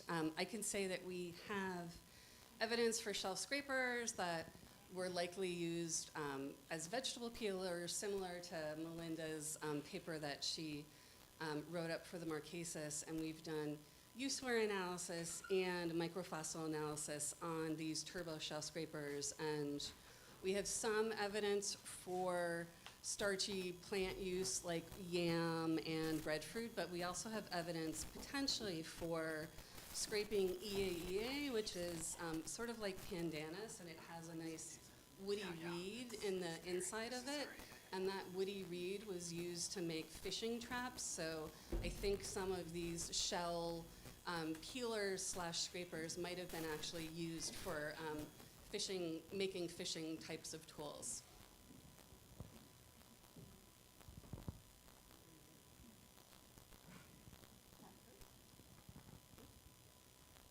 So I'd like to hear Mary address Matthew's challenge about 200 and some uniquely shared innovations. And in prefacing that, was that what you were alluding to when you said your recent analysis does not use cherry-picked data?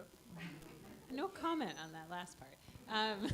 No, in terms of the 200 innovations, I mean, admittedly, I kind of just started in the last months looking at this. I've been really focused in, the last 10 years, really, of looking inside of Eastern Polynesian and working out the internal sort of groupings. And yeah, it is time, I guess Matthew's really right, that we all need to be looking at what Peel has published. And so I've just started doing that. And going through the list, I find something that doesn't sit right with almost all of them. And what I was talking to somebody at the break, I can't remember who now, I need to continue to do that, and then once I have a group of the ones that are solid, I can kind of better assess maybe what the situation is. Maybe this is one of the points of origin, and the other was in Western Polynesia. But as I said, some of what I see so far in most of those innovations that I've gone through, there's an exception. There's another outlier language in the south that has the same form. So actually it's not an innovation that's exclusively shared. Or as I said, it's a situation of doubleting in some of the daughter languages, which indicates a situation of contact and not a situation of direct inheritance. Does that answer your question? Yeah, and I guess on the cherry picking side of things, just to be a bit more neutral on that, I think it is really important, and something that Albert and I also do in our sort of collaborative work too, is trying to, you have a language and there's a lot of space and everything happening, a huge lexicon and lots of levels to study, and it's very easy to find the things that work, and you don't need to look further maybe. But so we're trying to find parts of the lexicon that we can identify as important, that we can find data for all of the languages on. That's why basic vocabulary is so important. And looking at, when we're forming these solid subgroups, making sure that it's at every single part of the linguistic system, not just at one. Can I say something? I think I now understand what the problem is. The problem is simply time. That these languages split apart so recently in terms of like Proto-Oceanic or Proto-Austronesian, 5,000 years or 3,000 years, that I don't think this, if it is a competition, or I don't think this disagreement between linguists will ever be worked out. I think the solution cannot come from linguistics to I think we're trying to ask the linguistics to do something it probably cannot do, given the short period of time that we're talking about. And so, well, that's my thought. And I think that only a combination of linguistics and the archaeology and everything else might get towards it. But I cannot ever see William Wilson, Mary Woolworth agreeing on things. He will come up with 200 more that Mary will then knock down. But the problem is not that the linguists are sort of stupid or they don't understand each other. I think the problem is with the languages, that there just isn't enough time for us to be absolutely sure that this is a borrowing or an innovation. We're not dealing with Proto-Indo-European or even Proto-Austronesian or even Proto-Polynesian. These are very low level of linguistic differentiation. And so I just, in a way, I've kind of, I'd say I sort of partly give up on the linguists, and I want to see the evidence from the soil. Thank you. Before you give up on us, I disagree with you, but then I started to agree with you. I do think that there's a lot that can be said from the linguistics, but I think we have to kind of flip things and look at them from another perspective, and yes, certainly be working collaboratively, not just with archaeologists, but with other disciplines that have models for evolution and change that we're not using in these very linear tree models. We can use a tree model, as I showed. You can use a tree model, but you can use approaches and models that do show you areas that need to be looked at more and show these cloudy areas of contact. We can work with people who are working on infectious disease and spread like that, and taking models from that and looking at languages as infectious diseases in a way. Seeing where there's this horizontal transmission. I think that's the future of linguistics, really, and historical linguistics, and hopefully the historical linguists will jump on board of that, and hopefully we'll be able to figure some things out. I have to put in my 2 cents. One thing we do know is that these people were very good sailors, and so they were moving around. They were highly mobile. And so for me, when I initially was looking at this, I thought, okay, so Lapita went out to Fiji, Samoa, Tonga. Did they not come back? I mean, they're obviously able to do that. And so, we can argue it was easier to come back. We know in Lapita in Reef Santa Cruz, there's some evidence to suggest that there's return voyages up into New Britain. And now with the new genetics, we know that there's even more regular movement. So people are moving all over the place. So we look in East Polynesia, we look in the Cook Islands, we have oral tradition linking to Samoa. We have geochemical evidence in the earliest sites linking to Samoa. And so people are getting around. And so the idea of an A to B to C model probably won't work very well.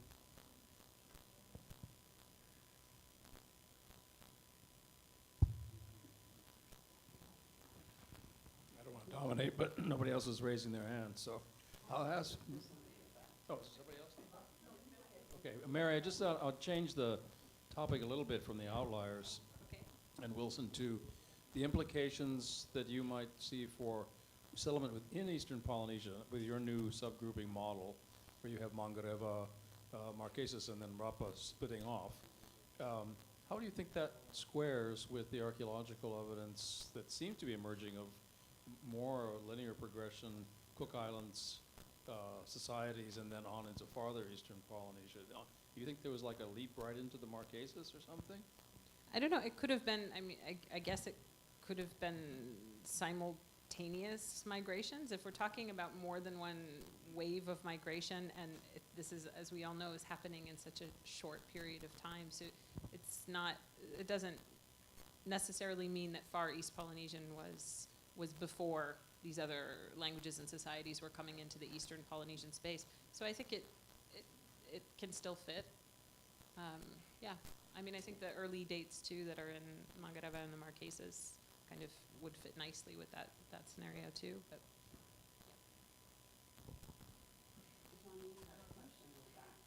yep. I have a question for the commensal model team from Aotearoa. So it seems obvious that pigs, dogs, and chicken were intentionally introduced by Polynesians. But you said that the Pacific rat, Ratus exulans, was also carried intentionally, but there are probably it's possible that they were also introduced accidentally as hitchhikers, maybe during the Polynesian period, maybe by Europeans from islands to other islands. So I was very surprised by your results in Chatham Island, showing that the Pacific Islands, the Curé was more similar, genetically speaking, to Rapa Nui or the Marquesas, but not to the Society Islands. So how do you interpret your results if you assume that they were both intentionally or accidentally introduced? So in regards to the introduction and whether it was intentional, I mean, I'm by no means an expert on this, but so most of my, I guess, talking with Indigenous populations has been with the New Zealand Māori. And so, for example, one of the iwi who we work with discussed the idea that the excellence was carried, and I can't remember their specific words, but I use the term ecological indicator. So they will be introduced, and then if the excellence was kind of doing well that season, there'll be plenty of kai, plenty of food for the people. So it was the idea that the excellence would kind of give you some kind of indication that the environment was prosperous and was able to provide for the people. And that's lost my thought. For the second part of your question was what, in terms of how would we interpret the close relationship with the Rekohu and the Marquesas, is that correct? I'm still wrapping my head around that because it's sequencing data I analysed about 3 weeks ago. But I think that it certainly, at least it looks like that she's actually just say something. But I think that it's, when we look at some of the language comparisons, and I understand there's some other kind of archaeological similarities between some of those island groups, it's not totally out of the question that they could be closely related to one another.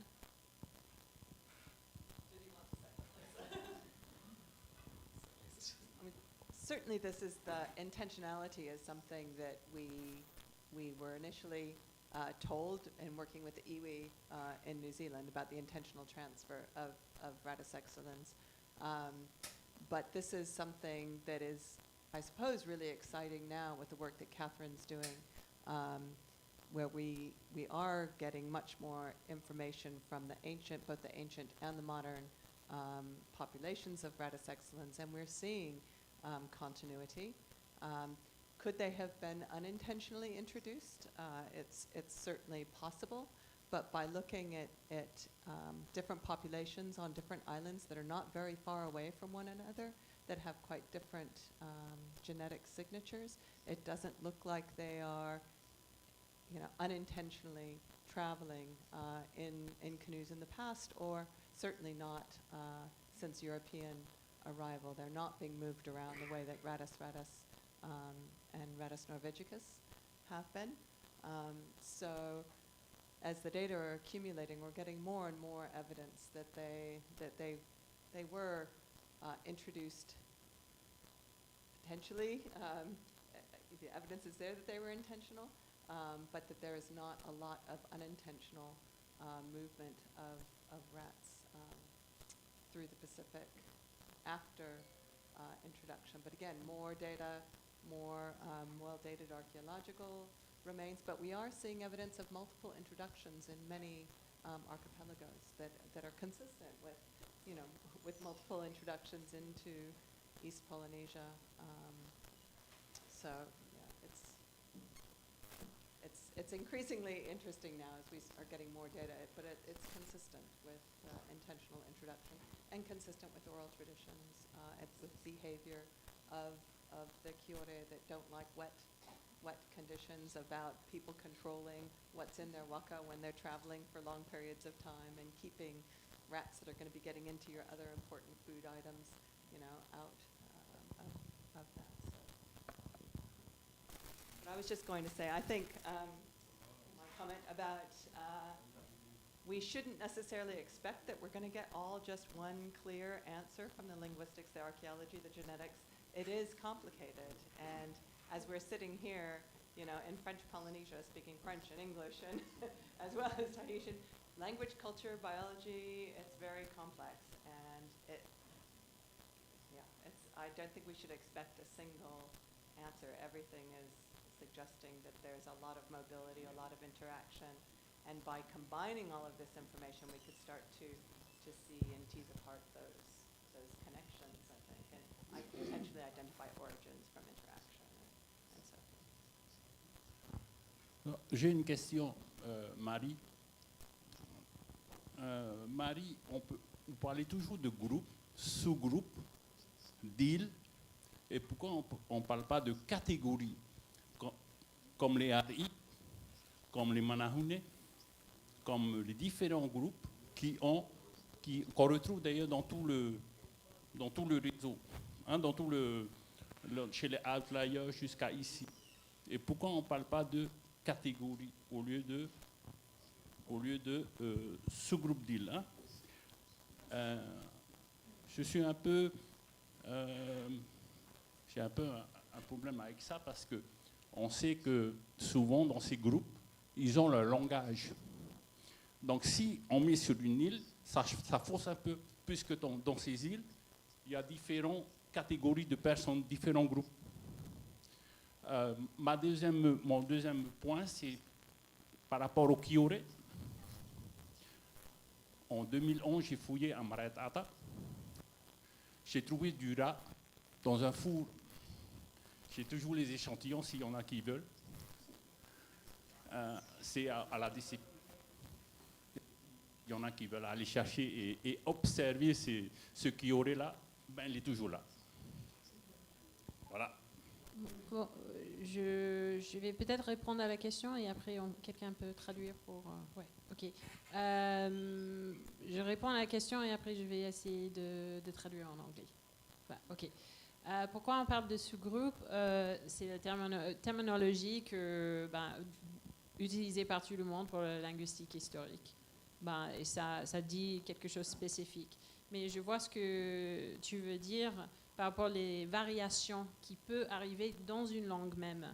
Et pourquoi on ne essayait d'attraper ça, de parler de ça dans le sous-groupe et peut-être une variation et des connexions avec une autre sous-groupe. C'est un peu ça que tu veux dire peut-être? Ou les niveaux de langage? Oui. Oui.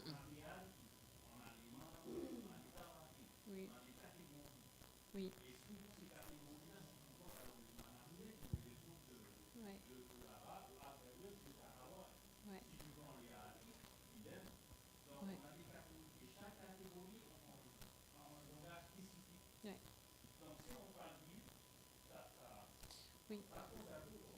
Oui, mais on ne parle pas des îles. On parle, dans la linguistique historique, on parle des langues qu'on a pour qu'on a des données.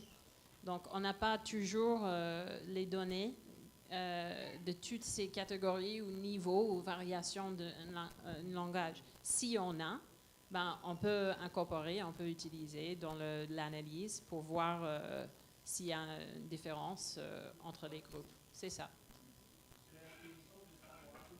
Ouais. Ouais. Oui, c'est souvent difficile parce qu'on n'a pas les données, tout simplement. C'est ça.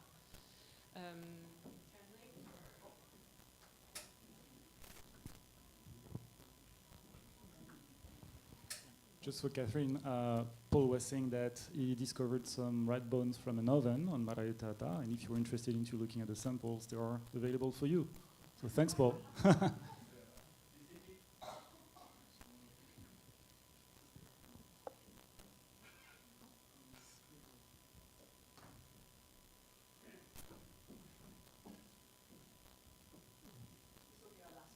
Kauhanui. A small response to Mary, Matthew, and Pat. The misery of historical linguistics are the sources. That means the written sources and not the spoken sources. That means it's very difficult to find out, and this is why the model has to change, of course, into terms of wave model, we don't know when innovation happens. Inter-archipelago, for instance, if you take the Marquesas, you can have innovations in between the islands, and then this innovation might be on one island, and then it spreads out. On the other island, it stays. So we have to think maybe also about this model. The problem is we have all fixed. The whole comparison is based on written language, basically. And so that means it's, of course, a totally theoretical construction to a certain extent. And of course, there will be never an answer. And this is why, of course, I would like to see answers from archaeologists, which are more, how do you see this, palpable, you see. But historical linguistics will always be a theoretical approach, That was just a short comment, thanks.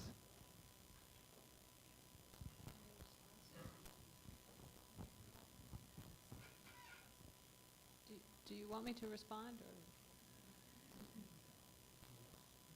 I mean, I think sometimes it's written language, but sometimes, I mean, there were pretty good linguists in Polynesia. Of course, it's still written, and we know the problems of their orthography and stuff. But there's, it's late now in 2022, but there's still good fieldwork happening, and that's based on good linguistic training and people who, are doing really good documentation and talking with elder speakers and working in oral histories to understand, a little bit more about, the directionality and all of that. So I don't know if it's not based entirely on written language. I understand the problem, but yeah, I don't know if I agree. But it is theoretical, yes. I agree with that. All right, so thank you very much. I think it's going to be a last comment for the morning. I would like to thank all the members of the panel speakers this morning. Let's give them a final round of applause. And also thank you, Melinda, for chairing the session this morning. It was a lively discussion. I'm sure the discussions are going to continue over lunch.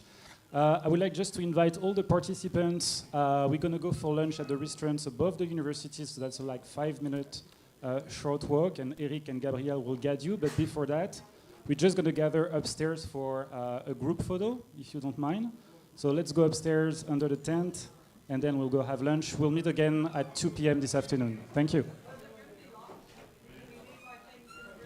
It's better if you take them with you, I think, because we're going to leave it open.